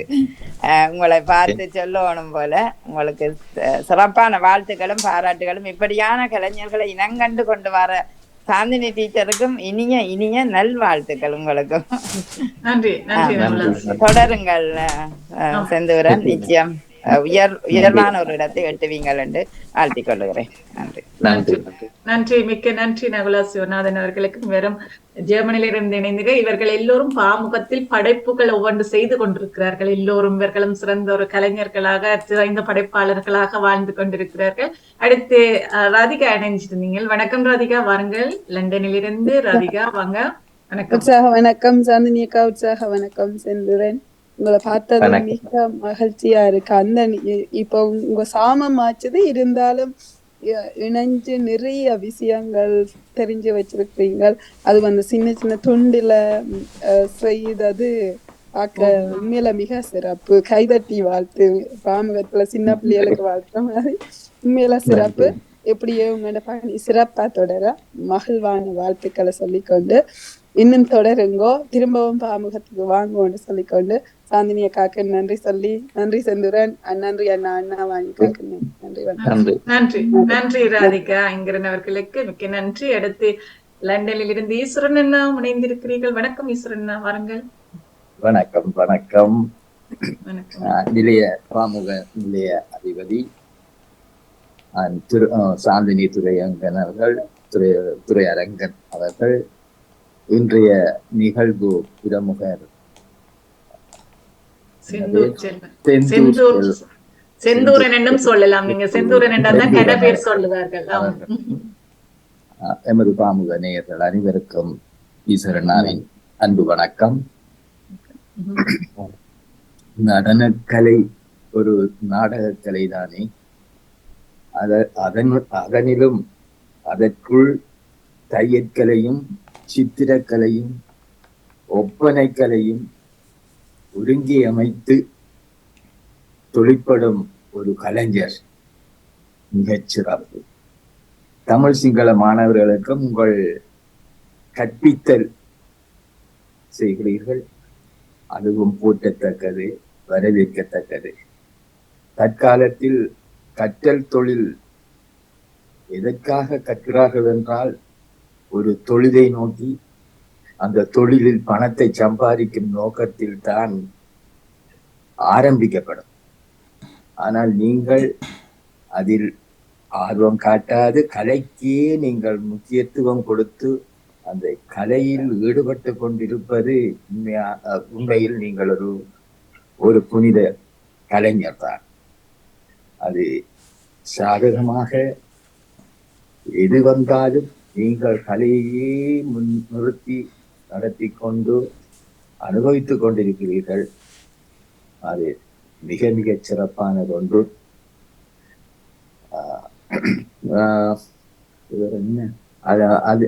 அதிக உங்களை சார்ந்த தகவல்கள் பல கூறினீர்கள்.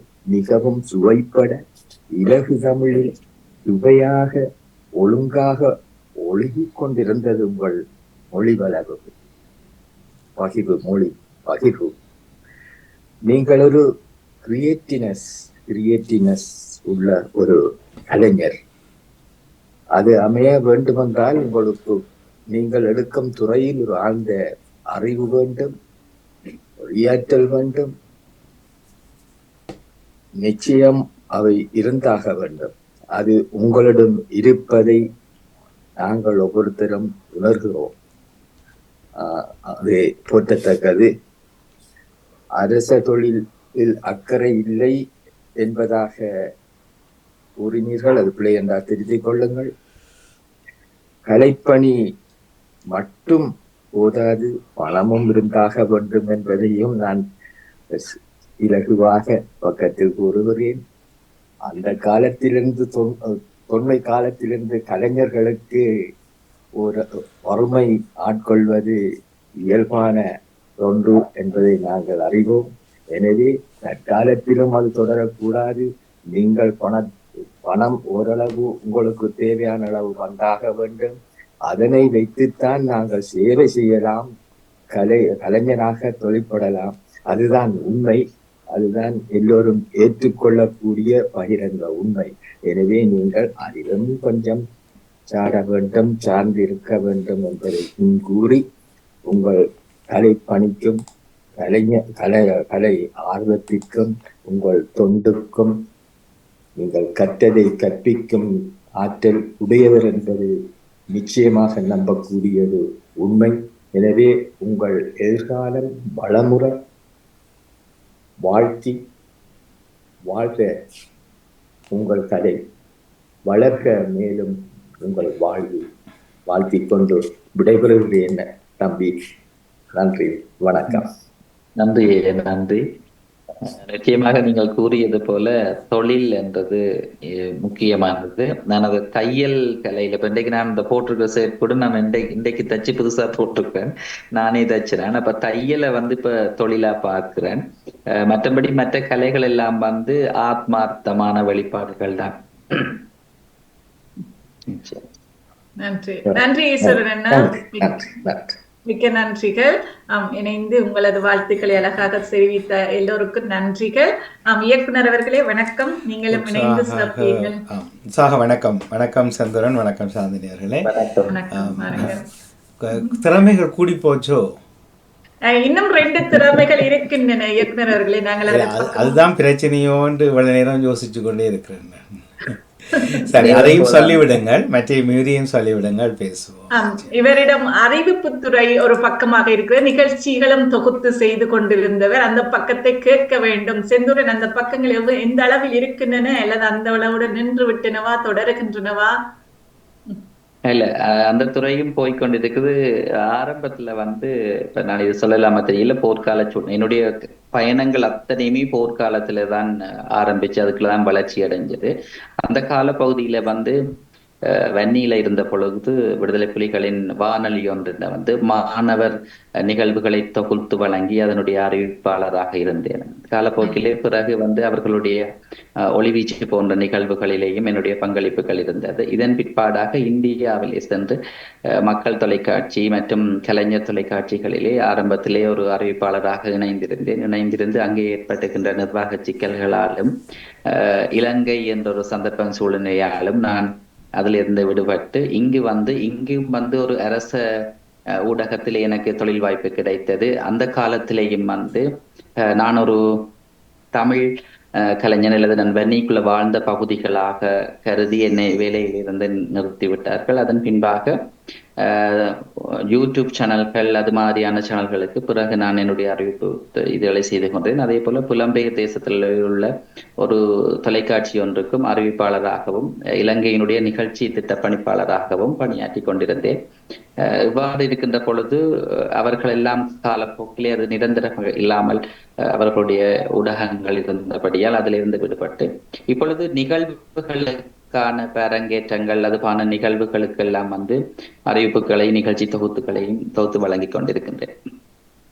சிறப்பு சிறப்பு. அதான் நான் கேட்டிருந்தேன். ஏனென்றால் நீங்கள் நிகழ்ச்சிகள் தொகுத்துற விதங்கள், அந்த பேட்டிகள் கண்ட விதங்கள் எல்லாம் நான் நிகழ்ச்சிகளா பார்த்திருந்தேன்.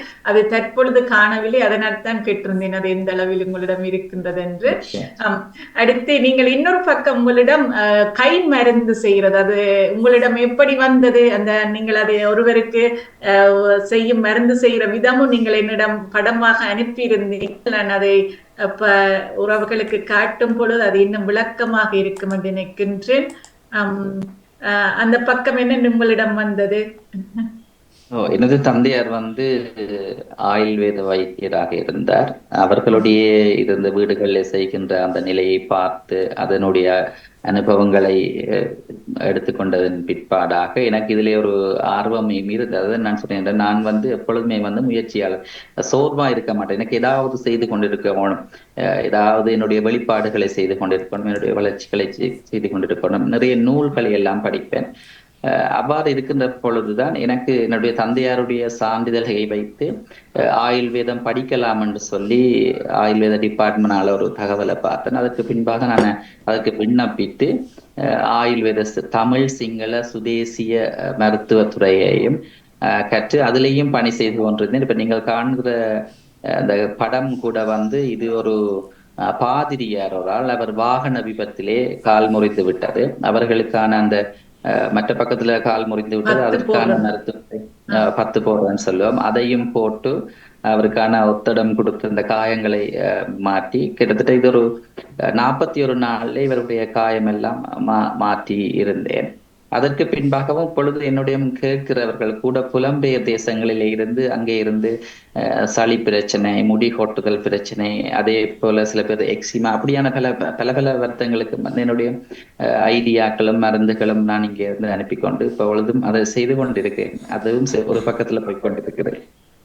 ஓ, மிக அழகு.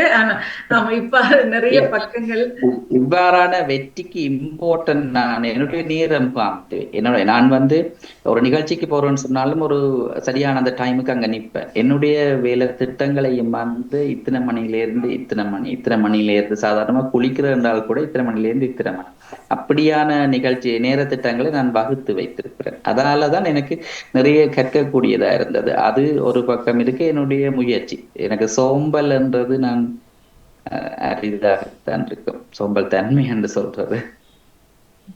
நிச்சயமாக இயக்குனருக்கு பிடித்த ஒருவராக எனக்கு இருக்குது. எங்கள் இயக்குனருக்கு பிடித்த ஒருவராக நீங்கள் இருப்பீங்கள் நினைக்கிறேன். ஏனென்றால் இயக்குனர் அவர்கள் வருத்தம் சொல்ல மாட்டார், சோம்பல் என்றதும் சொல்ல மாட்டார், நேரம் இல்லை என்றதும் சொல்ல மாட்டார். அது எங்களுக்கு அதனால நான் அவர்களுக்கு ஏற்ற ஒருவராக இருப்பீர்களோ அவர்களுக்கு. வணக்கம் இயக்குனர் அவர்களே, உங்களது. இல்லை, ஆர்வம் மற்ற பகுதிகளில் எனக்கு நேரம் இல்லைத்தான், ஆர்வம் இல்லாத பகுதிகளில் எனக்கு நித்திரை வரும். அப்படி அல்ல, ஆர்வமான பகுதியில் முன்னிப்பது. இப்போது ஒரு கேள்வி. இப்போ முதல்ல உங்களை எப்படி வலைத்தளத்தில் நாம் பார்ப்பது?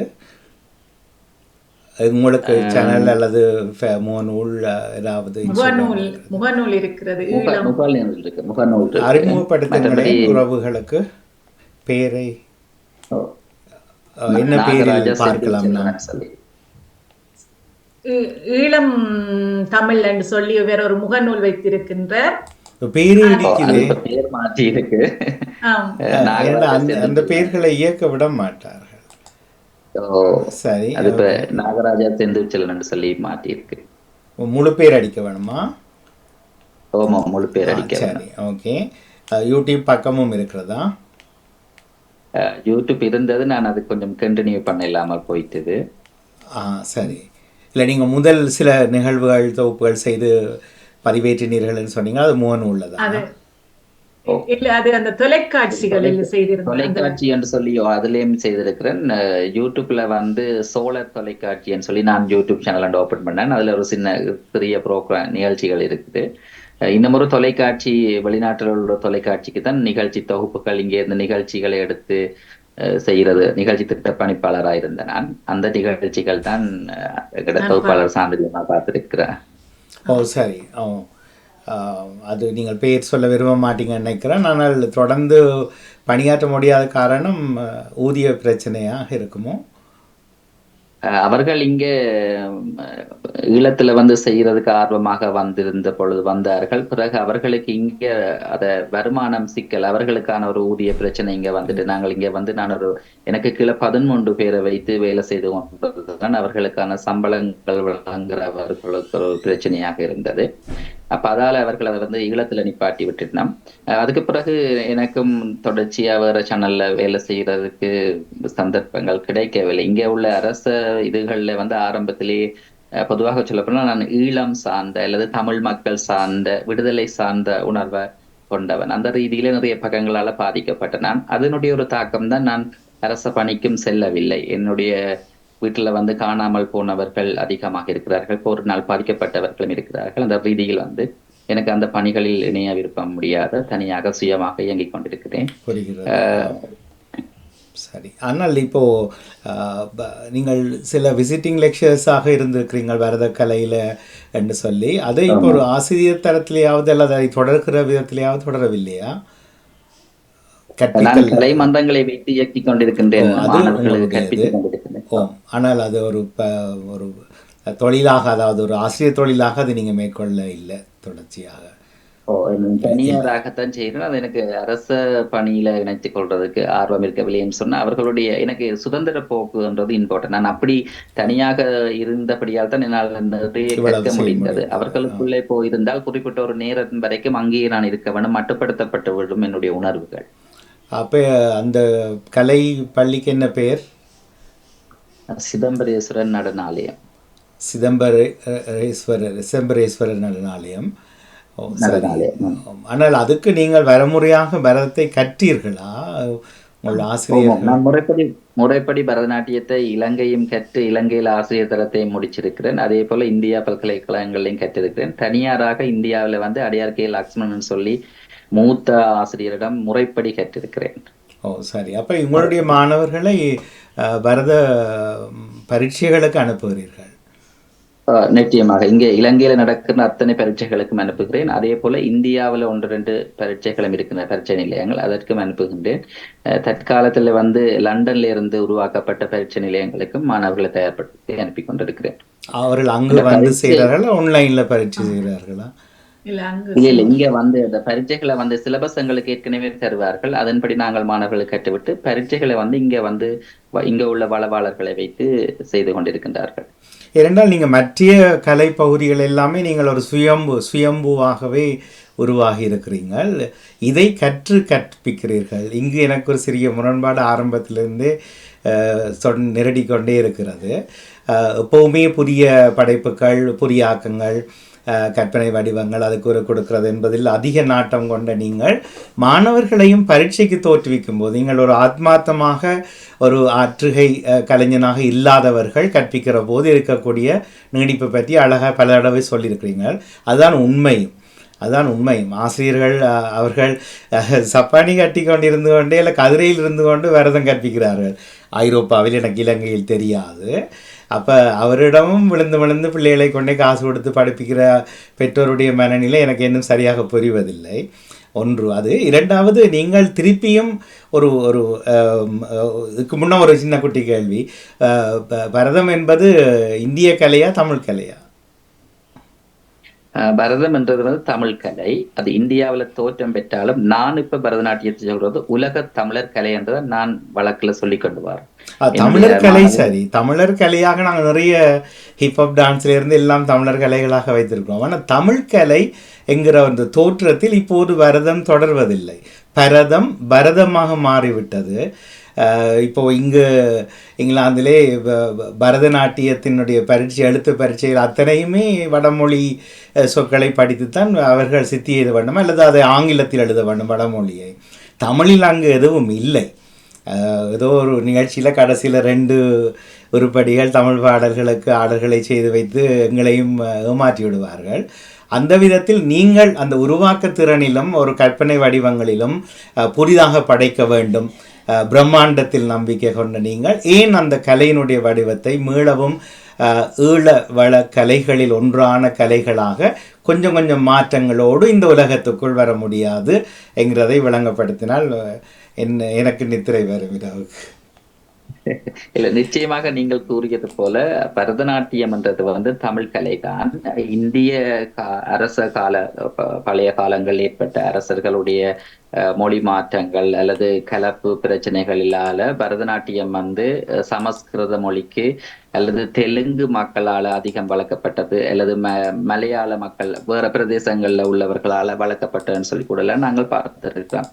அதுதான் உண்மையும் கூட. ஆனா இதுன்ற தொன்மம் வந்து எங்கள்கிட்ட தமிழ் கலை தான். அதுட சமஸ்கிருத மொழிகளை வந்து நாங்கள் பரதநாட்டியத்துல வந்து இப்ப நிறைய பாடத்திட்டங்களுக்குள்ளேயும் வந்து அங்க இருந்தது வந்தபடியால் சமஸ்கிருத மொழிகள் எல்லாம் அதிகமாக இருக்கிறது. ஆனால் இலங்கையில தற்காலத்துல வந்து பாடத்திட்டங்கள்ல வந்து சமஸ்கிருதம் எல்லாமே நீக்கப்பட்டு கொண்டு வருகிறது. இப்ப உதாரணத்துக்கு சொல்ல போனால் இப்ப நாங்கள் தலையசைவு அதை சிரோபேதம் என்று சொல்லுவோம். அப்ப இதெல்லாம் வந்து இங்க தமிழுக்கு வந்துட்டு. அதே போல பரதநாட்டியத்துல நாங்கள் பாவிக்கிற முத்திரைகள் அதன் பிரயோகம் எல்லாம் தமிழுக்கு வந்துட்டுது. அப்ப நானும் ஆரம்பத்துல கற்றது வந்து தமிழ்ல தான். அப்ப சில பாடத்திட்டங்கள் சில பரீட்சைகள் இன்னும் மாற்றமடையாம இருக்கின்ற பொழுது நாங்கள் மாணவர்களுக்கு 2 சூழலையும் கற்பிக்க வேண்டிய ஒரு தன்மை இருக்கிறது. அதுல என்னுடைய நடனக்கலை மன்றத்தை பொறுத்தளவுல நீங்கள் பார்த்தா தெரியும், நிறைய பேர் என்ன ஒரு வித்தியாசமான கோணத்துல நான் அதையும் பார்ப்பேன். நான் சரஸ்வதி பூசை காலத்துல கூட நான் சொல்லுவது ஆத்மார்த்தமாக கற்கின்ற ஒரு 10 பேர் கூட வந்தா காணும் என்றதுதான் என்னுடைய விளம்பரமா இருக்கும். அப்ப அதுல மட்டுப்படுத்தப்பட்ட ஆட்களை எடுத்து அவர்களுக்கு முழுமையாக தமிழ் வடிவங்களில தமிழ் வெளிப்பாடுகள் எவ்வாறு இருக்கோ அப்படித்தான் நான் கொடுத்திருக்கிறேன். அண்மையில நான் செய்த சிங்கள மாணவர்களுடைய நடன அரங்கேற்றங்கள்லயும் வந்து தூய தமிழாகவே எல்லா உருப்படிகளும் எல்லா நிகழ்வுகளுமே அமைந்திருந்தன. அதுல நான் மிகவும் அவதானமாகவும் இருக்கிறேன் இப்பொழுது. சிறப்பு. இல்லை, அதை மாற்றி நீங்கள் வாழுகிற மண்ணுக்கேற்ற ஒரு வடிவத்திலும் சிறிய மாற்ற கோணங்களோடு அதை வருகிற போதுதான் வளர்ச்சி என்பது இருக்கும். அல்லாட்டி ஒரு தொன்மையை அப்படியே பிரதிபலிப்பதனால் வளர்ச்சி என்று யாரை சொல்ல முடியும்? ஆட்கள் எண்ணிக்கை வைத்து சொல்வதா? இல்லை, ஒரு சமூகத்தில் பின்பற்ற முடியாமல் இருக்கும். இல்லை, ஏன் அதை மட்டும் குறிப்பிட்டேன் என்றால் மிகுதி அத்தனையிலும் உங்களுடைய உருவாக்கம் பளிச்செடுகிறது. அதில் இன்னும் ஆர்வமாகவும் இருக்கிறீங்க. அதை இன்னும் வித்தியாசமாக கொண்டு போகணும். அந்த குறும்படத்துக்கு நீங்கள் ஒப்பனைகள் செய்கிற போது ஏற்படுத்தப்பட்ட உடனடி விஷயங்கள் இவையெல்லாம் அவைதான் கலைஞன். இப்போ இந்த உலகத்தில் பெயர் சொல்லக்கூடியவர்களாக மறைந்து உடலால் மறைந்தாலும் இன்றும் வாழ்ந்து கொண்டிருப்பவர்கள் ஒருவரையும் பின்பற்றியவர்கள் அல்ல. ஒரு வரைமுறை கலையிலும் கற்பித்தவர்களும் இல்லை. அவர்கள் தாங்களாக தோன்றினார்கள். ஒரு அடிப்படை இல்லாத ஒன்றும் பிறவாது. பரதம் ஒன்று இருந்திருக்கிறது, அதை நீங்கள் படித்திருக்கிறீர்கள். உங்கள் மாணவர்களோடு சேர்ந்து இன்னும் ஒரு மண்ணில் அதை நிகழ்த்தி கொண்டு நிகழ்வாக்கி கொண்டிருக்கிறீங்க. அதனுடைய தொடர்ச்சி அந்த மண் வாசனையிலும் தொடர வேண்டும். அதுக்காக நான் சொல்லல விடுதலை வர போராட்டம் இதுக்குள்ள அரசியல் எல்லாம் அந்த கோணத்தில் நான் சொல்லவில்லை. இப்போது நீங்கள் சிங்கள பகுதி கலைகளை எடுத்துக்கொண்டால் வந்து எங்களுக்கு தெரியாது, அது இந்த தொன்மை பற்றி தெரியாது. அதனால் அது அழகியலாக மாற்றுகிறார்கள். நிறைய பேரை உலகம் முழுக்க வியத்து இது இவர்களுடைய ஆடல் கலை என்று வியக்க வைக்கிறார்கள். நாங்கள் செய்தால் அது இந்திய கலை என்று எல்லாம் சொல்லப்படுகிறது. பிறகு நாங்கள் எங்களுக்கு ஒரு தீவு வடிவத்தை காட்டுகிறோம். கண்டிப்பா எங்களுக்கான நடன கலைகள் என்றாலும் சரி, மொழி என்று சொன்னாலும் வந்து நாங்கள் குமரி கண்டத்திலிருந்து அல்லது நாங்கள் இந்திய தேசங்கள்ல இருந்து பார்க்க வேண்டிய ஒரு சூழல் இருக்கின்றது. அதையும் தாண்டி எங்கட மக்களுக்கு அல்லது ஈழத்துல நாங்கள் என்னத்தை கொடுக்க வேணும்னு சொல்லி பார்த்தாலும் கூட கூத்துக்களுக்குள்ள தான் நாங்க போக வேண்டிய ஒரு சூழல் இருக்கு. இப்ப அந்த கூத்துக்களை வந்து இப்போ 1-2 கூத்து அண்ணாவிமார்கள் அல்லது அது பயின்றவர்கள் தேர்ச்சியானவர்கள் இருந்தாலும் அதை வெளிப்படுத்துறதுக்கான செலவினங்கள் இந்த காலத்துல வந்து அதிகரித்து கொண்டிருக்கின்றது. அந்த செலவினங்களும் கூட அது ஒரு தடையாக இருக்கின்ற பொழுது, 2வது வந்து புற கலைகள் வந்து எங்களுக்குள்ளே நிறைய உட்புகுந்ததன் காரணமாகவும் அதன் மேல் ஏற்பட்ட ஆர்வங்கள் குறைவாக இருக்கின்றது. இருப்பினும் நாங்கள் பல முயற்சிகளை செய்கின்றோம். ஆனால் பாடசாலை பரீட்சை திட்டங்கள் என்று ஒன்று இருக்கின்றபடியால் மாணவர்கள் எல்லாம் அதை நோக்கியே பயணிக்கிறார்கள், பெற்றோர்களும் அதை நோக்கியே பயணிக்கிறபடியால் நாங்கள் பெரிய ஒரு இழுபறிக்குள்ள போய்தான் இந்த கலையை வளர்த்து கொண்டிருக்கிறோம். அதே போல நீங்கள் குறிப்பிட்ட போல என்னுடைய பரதநாட்டிய மார்க்கத்திலே வந்து நான் ஈழ மார்க்கம் என்ற சொல்லி ஒன்றை உருவாக்கி என்னுடைய மாணவர்களுக்கு கற்பித்து வந்தேன். அந்த ஒழுங்கிலே வந்து இப்ப நான் இதுல கூறலாமா தெரியல. முதலாவது நாங்கள் மலர் வணக்கம் புஷ்பாஞ்சலின்னு சொல்லி ஒன்றை செய்வோம். அப்ப அதை நான் மாவீர வணக்கம் சொல்லி ஆரம்பிச்சேன். அப்ப இது மாதிரி எங்கட காலங்களுக்கு ஏற்பட்ட பரதநாட்டிய நிகழ்வுகளை நான் தயாரித்திருக்கிறேன். போராளி என்று சொல்லி ஒரு வர்ணத்தை உருவாக்கி ஒரு போராளி போரிலே காயப்பட்டு அவருடைய மனைவி விதவையாக்கப்பட்டு அதன் பிற்பாடு அவள் எவ்வளவு துன்பங்களை அனுபவிக்கின்றாள் என்ற அந்த முள்ளிவாய்க்கால் சூழலை கூட நான் வர்ணமாக உருவாக்கி என்னுடைய மாணவர்களுக்கு அரங்கேற்றி இருக்கிறேன். அதே போல புலத்திலையும் இருந்து சில நடன ஆசிரியர்கள் என்னுடைய இந்த விடயங்களை பார்த்த பின் பல நாட்டிய நாடகங்களை எழுதி தருமாறு கேட்டு நான் அவர்களுக்கும் நிறைய ஈழத்தோட தொடர்புடைய ஈழத்தை மையப்படுத்திய அரசியல் சூழல்களை மையப்படுத்திய பல நாட்டிய நாடகங்களை எழுதி கொடுத்து நாட்டிய மயில்கள் வன்னி மயில்கள் என்ற பல நிகழ்வுகளிலேயும் அவர்கள் செய்திருக்கிறார்கள். அதே போல அவர்கள் அங்கிருந்து பாடலை அனுப்பியிருந்தால் நான் அதுக்கு ஈழத்துக்கு ஏற்ற வகையிலான ஈழப்பாடல்களுக்கு நடன அமைப்புகளையும் செய்து நிறைய அனுப்பியிருக்கிறேன். முடிந்த வரைக்கும் பயணிக்கின்றோம். ஆனால் இங்கிருந்து சில விடயங்களை நாங்கள் மாற்றம் செய்வதுன்றது முடியாத ஒரு காரியம். நிச்சயமா இல்லை, அதை மாற்ற முடியாது, அப்படித்தான் வந்துட்டுது. இப்போ கராட்டியை கூட சிலபஸை முடிச்சுட்டு சர்டிஃபிகேட்டை வாங்கிட்டு கராட்டியை நிப்பாட்டணும். ஃபுட்பாலை கூட பழக்கிட்டு சர்டிஃபிகேட்டை வாங்கிட்டு ஃபுட்பாலை நிப்பாட்டணும். தமிழையும் படிப்பிச்சு போட்டு சர்டிஃபிகேட்டை வாங்கிட்டு அதை நிப்பாட்டணும். அவர்களுக்குள் போட்டி போட்டு இதை வெல்ல முடியாது, நீங்களும் மாற்ற முனையாதீர்கள், உங்களுடைய மிகுதி காலமும் வீணாகிவிடும். ஆனால் உங்களுக்கு முடிந்த நிலைகளிலே கொண்டு வாங்க. ரெண்டாவது ஒன்று, போரியலை மட்டும் நீங்கள் ஈழத்தின் வரலாறாக மட்டும் பார்க்க முடியாது. அவை சில நேரங்களில் சில சில சிக்கல்கள் இருக்கிறது. அது ஒட்டுமொத்தமாகத்தான் வெல்ல முடியும், நாங்கள் தனிப்பட்ட முறையில் வெல்ல முடியாது. அவை எங்களுடைய முழு வடிவத்தின் இந்த மண்ணை ஒற்றிய இந்த மண் சார்ந்த மண்ணுக்குரிய ஒரு தனித்துவமான வடிவங்களாக இவை வெளிவர வேண்டும். மற்றது குறிப்பாக சமகாலங்களும் கதைகளாக, பாடல்களாக, நாட்டியமாக, நடனமாக, படங்களாக வெளிவர வேண்டும் என்கிற விதத்தில் அவை போன்றவையும் வெளிவரலாம். ஏனென்றால் இங்கு ஒரு சிறிய திணிப்பு இருக்கிறது. எடுத்ததுக்கெல்லாம் ஒரு போரியலை காட்டித்தான் பிள்ளைகளை ஈடுபடுத்த வேண்டும். அந்த பிள்ளை வளர்ந்ததுக்கு பிறகு தகப்பனை பார்த்து கேட்கும், இதே என்ன செய்ய பண்ணினீங்களேன்னு. இப்போ அது ஒரு விளக்கம் இல்லாத சூழல், அது ஒரு பெரிய பகுதி. நான் அதுக்குள் பெரிதாக நுழைய விரும்பவில்லை. ஒட்டுமொத்தமாக போரியலையும் சேர்த்த விதத்தில் இன்றைய சமகாலமும் எங்களுக்கு வளப்படுத்தப்படுமாக இருந்தால் ஈழ மண்ணுக்குரிய ஒரு தகமை உலக தரப்பில் கிடைக்கும். அது உங்கள் போன்றவர்களால் நிச்சயமாக சாத்தியப்படும். மற்றது நீங்கள் கலை பள்ளியை தனித்துவமாக வைத்திருப்பதனால் கட்டாயமாக அது உங்களால் முடியும். விமர்சனங்கள் வரும், கவலைப்படாதீர்கள். சில ஏஜெண்டுகள் இருக்கிறார்கள் இந்திய வடிவங்களுக்கு. புலமை தேசங்களிலும் இலங்கையிலும் ஏஜெண்டுகளாக அதே பரீட்சை திணைக்களங்களை அதே பாடவிதானங்களை கற்பிப்பார்கள். அது கேட்குற படம் கொடுக்குறார்களா? இல்லை. படம் கொடுத்ததாகவே நான் நினைக்கிறேன். ஏன் அவர்களை போற்றி புகழ்ந்து கொண்டிருக்கிறீங்க? உங்களோட ஸ்டைல் என்ன? உங்களுக்குரிய பாணி என்ன? இவ்வளவு வருடங்களாக வகுத்து கொள்ளவில்லையா? வகுத்து கொள்ள முடியவில்லையா? குறைந்தது இலங்கையில் சிங்கள தேசத்திலிருந்தாவது கற்றுக்கொள்ளுங்கள் தனித்துவ வடிவத்தை என்று அவர்களுக்கு சொல்லுவதுண்டு. கோபம் பெறும். அப்புறம் அடுத்த நாள் கிளாஸுக்கு போய் பிறகு திருப்பி நாட்டுவாதங்கத்தை தூக்கி விடுவார்கள். அவர்களை திருத்த முடியாது. நீங்கள் அதை செய்யலாம், ஆனால் உங்கள் அளவில் செய்ய முடியும் என்பதுதான் அந்த எண்ணம். நீங்கள் எது காட்டினீங்கள் பின்னால? நீங்களா காட்டினீங்க சாந்தினி அவர்களே? இல்லை, அது என்ன தற்காப்பு கலை எல்லாம் காட்டினீங்க, அதெல்லாம் சொல்ல இவருடைய நீங்கள் கராத்தேன்னு சொன்ன உடனே இவரும் அந்த கராத்தே பக்கங்கள் இவருடைய இருக்கின்றது என்று சொல்லி அவருடைய படம் தான் அது. அதான். இப்ப யார் இது? மாணவனா அல்லது நீங்க தானா? என்ன ஸ்டைல்? என்ன style? Kung fu karate. Kung fu. Okay. இங்குள்ள பல 1000 மாணவர்கள் வைத்திருக்கக்கூடிய கலை கராட்டே அமைப்புகள் எல்லாம் இருக்கின்றன. சொல்லணும்னு ஜப்பானிய பாஷையில் இல்லாமல் தமிழில் உஷார் வரக்கூடிய அந்த வார்த்தைகளை சொல்லுங்கன்னு சொன்னால் யோசிப்பார்கள், இது எப்படி செய்கிறதுண்டு.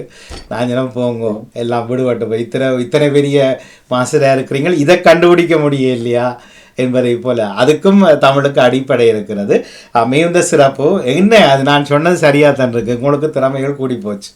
அது அதனால தான் இப்போ முதலில் கேட்டார் தொகுப்பாளர் சாந்தினி அவர்கள், உங்களுடைய துறை என்ன என்று. நீங்க இப்ப வரைக்கும் பதில் சொல்லவே இல்லை. இப்ப வரைக்கும் நீங்க எல்லா துறையும் காட்டி கொண்டு போறீங்க. உங்கள் துறையை சொல்லி நிறைவுக்கு வருவோம். ஏனென்றால் எல்லாராலும் எல்லாம் முடியாது உலகத்தில். ஏனென்றால் அப்படித்தான் 8 பில்லியன் மக்களும் தனித்துவமாய் படைக்கப்பட்டிருக்கிறோம். அந்த 8 பில்லியனில் தனிப்பட்ட ஒவ்வொருவருக்கும் ஒன்று முடியும், அது இன்னும் ஒருவரால் முடியாது. அது என்ன என்பதை கண்டுபிடித்தால் அவரே தான் இன்னும் ஒரு 500 ஆண்டுகளுக்கு வாழ்ந்து கொண்டிருப்பார் என்பது என்னுடைய அசைக்க முடியாத புரிதல். நீங்கள் அதை சொல்லி நாங்கள் நிறைவுக்கு வருவோம். நன்றி, மிக்க நன்றி செந்தூரன். சிறப்புகள் வரட்டும். இன்னும் நீங்கள் சொன்ன அந்த உலகத்துக்குள் வருகிற பக்கங்கள் இன்னும் நீட்சி பெறட்டும். போராடுங்கள், அது உங்களுக்கு புரிதல்ல. ஆகவே அந்த போராட்டத்தின் நிறைவு நிச்சயமாக உங்களுக்கும் உங்கள் சார்ந்து அந்த மண்ணுக்கும் பெருமை தரும். வாழ்த்துக்கள். இந்த கேள்விக்கு பதிலோடு உங்களுடைய இதை நோடிப்போம். நன்றி. நிச்சயமாக என்னை நடன கலைஞர் என்றே பெரும்பாலும் என்னுடைய ஆரம்பம் அதுதான், நடன கலைஞர் தான். அது இறக்கும் வரைக்கும் நான் நடனம் ஆடியபடியே இறக்கணும் என்ற ஒரு எண்ணமும் இருந்தது. நடன கலைஞராகவே என்னை கூறலாம். அதே நேரம் அதுதான் என்னுடைய ஆர்வங்கள், சுறுசுறுப்புகள், நேர முகாமைத்துவங்கள், பிற கலைகளையும் பிற திறன்களையும் தேடி கேட்கின்ற ஆர்வம் இருக்கிறது. எனக்கு இன்னும் அதுதான் என்னுடைய எண்ணப்பாடுகளும் முயற்சி. எனக்கு இந்த சந்தர்ப்பங்களை நீங்கள் தந்ததுக்கு நன்றி. கண்டிப்பாக என்னுடைய இனிவரும் படைப்புகளும் எல்லாமே ஒரு வித்தியாசமாகவும் தமிழ் மக்கள் சார்ந்ததாகவும், தமிழ் மக்களுடைய தொன்மம், விடுதலை, மக்களுடைய பாரம்பரியங்களை தொட்டுத்தான் எப்பொழுதுமே இருக்கும். அதற்கான வளர்ச்சியிலே தான் நான் பயணிப்பேன் நிச்சயமாக. கண்டிப்பாக. ஒரு வரியில் 35 ஆண்டுகளின் லண்டன் காட்லைனுடைய தொடர்ச்சி நீட்சியிலே தான், அந்த காட்லையில் தான் நீங்கள் இன்று இருக்கிறீர்கள். நாங்கள் வாணிப கலைகள் எதையுமே நாங்கள் இங்கு போட்டதில்லை. குறைந்த ஒரு சினிமா பாடல் கூட நாங்கள் ஒளிபரப்பியதில்லை இத்தனை ஆண்டு காலகட்டத்தில். 95க்கு பிறகு எந்த கட்சி அரசியலும் பேசுவதில்லை. காரணம் இருக்கிறது. ஏனென்றால் அது மொழி சார்ந்து, அந்த மண் சார்ந்து தான் நாம் உலகத்தில் தொட வேண்டும், பகுதிகள் பிரிவுகளாக இல்லை என்பது. ஆகவே உங்கள் போன்றவர்கள் எப்போதும் இந்த வளங்களை பயன்படுத்தி கொள்ளலாம் தாராளமாக. சாந்தினி அவர்களோடு தொடர்பில் இருங்கள், பின்பு பேசுவோம். நன்றி நன்றி நன்றி நன்றி நன்றி இயக்குனர் அவர்களே. உங்களுடைய துடுக்கான கேள்விகளுடன் எங்களுடைய நிகழ்ச்சியில் சிறப்பித்தீங்க, அதற்கு நன்றிகள். எங்களது இணைய பக்கத்தில் சர்வேஸ்வரி கதிரி தம்பி அவர்கள் சிறு வாழ்த்து ஒன்றை வரைந்திருக்கின்றார். அதனையும் நான் ஒரு முறை சொல்லிக் கொண்டு போகலாம் என்று நினைக்கின்றேன். பாமுகத்தின் இணைய பக்கத்தில் மாலை வணக்கம், வவுனியாவில் இருந்து இன்றைய 221வது மலராக சாந்தினி அவர்கள் மலர வைத்துள்ள மலரின் தன்னார்வ செயலூக்க பக்கங்களாக மிக அழகான, சிறப்பான, உன்னதமான வலுக்கொண்ட பல்கலை வித்தகரின் மகத்துவத்தை பார்க்கிறோம், வியக்கிறோம், போற்றி வாழ்த்துகிறோம். உயர்ந்த ஆற்றல் மிக்க உங்களுடைய அற்புத கலையில் கதையில் மிளிர்ந்துவது வாழ்த்துக்கள் என்று சொல்லி இவர் வரைந்திருக்கின்றார் பாமுக பக்கத்தில். மிக சிறப்பான வாழ்த்துக்கள் சரஸ்வரி அக்கா. எழுத்துக்கள், அவரது முடுக்கான எழுத்துக்கள் உங்களை இன்னும் வலுப்படுத்தும் என்று நினைக்கின்றேன். மிக சிறப்பு. இந்த இரவு நேரத்திலும் எங்களுடன் இணைந்திருக்கிறீர்கள். உங்களுக்கு பின் வந்து நின்றவர் தான் உங்களுடைய அம்மாவா அல்லது அம்மா முழித்திருக்கிறார்களுடன் இருந்து பார்த்து பக்கத்துல இருந்து கேட்டுக்கொண்டே இருக்கிறார். ஓ, சிறப்பு சிறப்பு. அம்மாக்கும் எங்களது நன்றி இந்த நேரத்துல. ஏனென்றால் அவர்களது ஊக்கங்களும் அவர்களது வளர்ப்பும் தான் உங்களை இந்த நிலைக்கு கொண்டு வந்து வைத்திருக்கின்றது.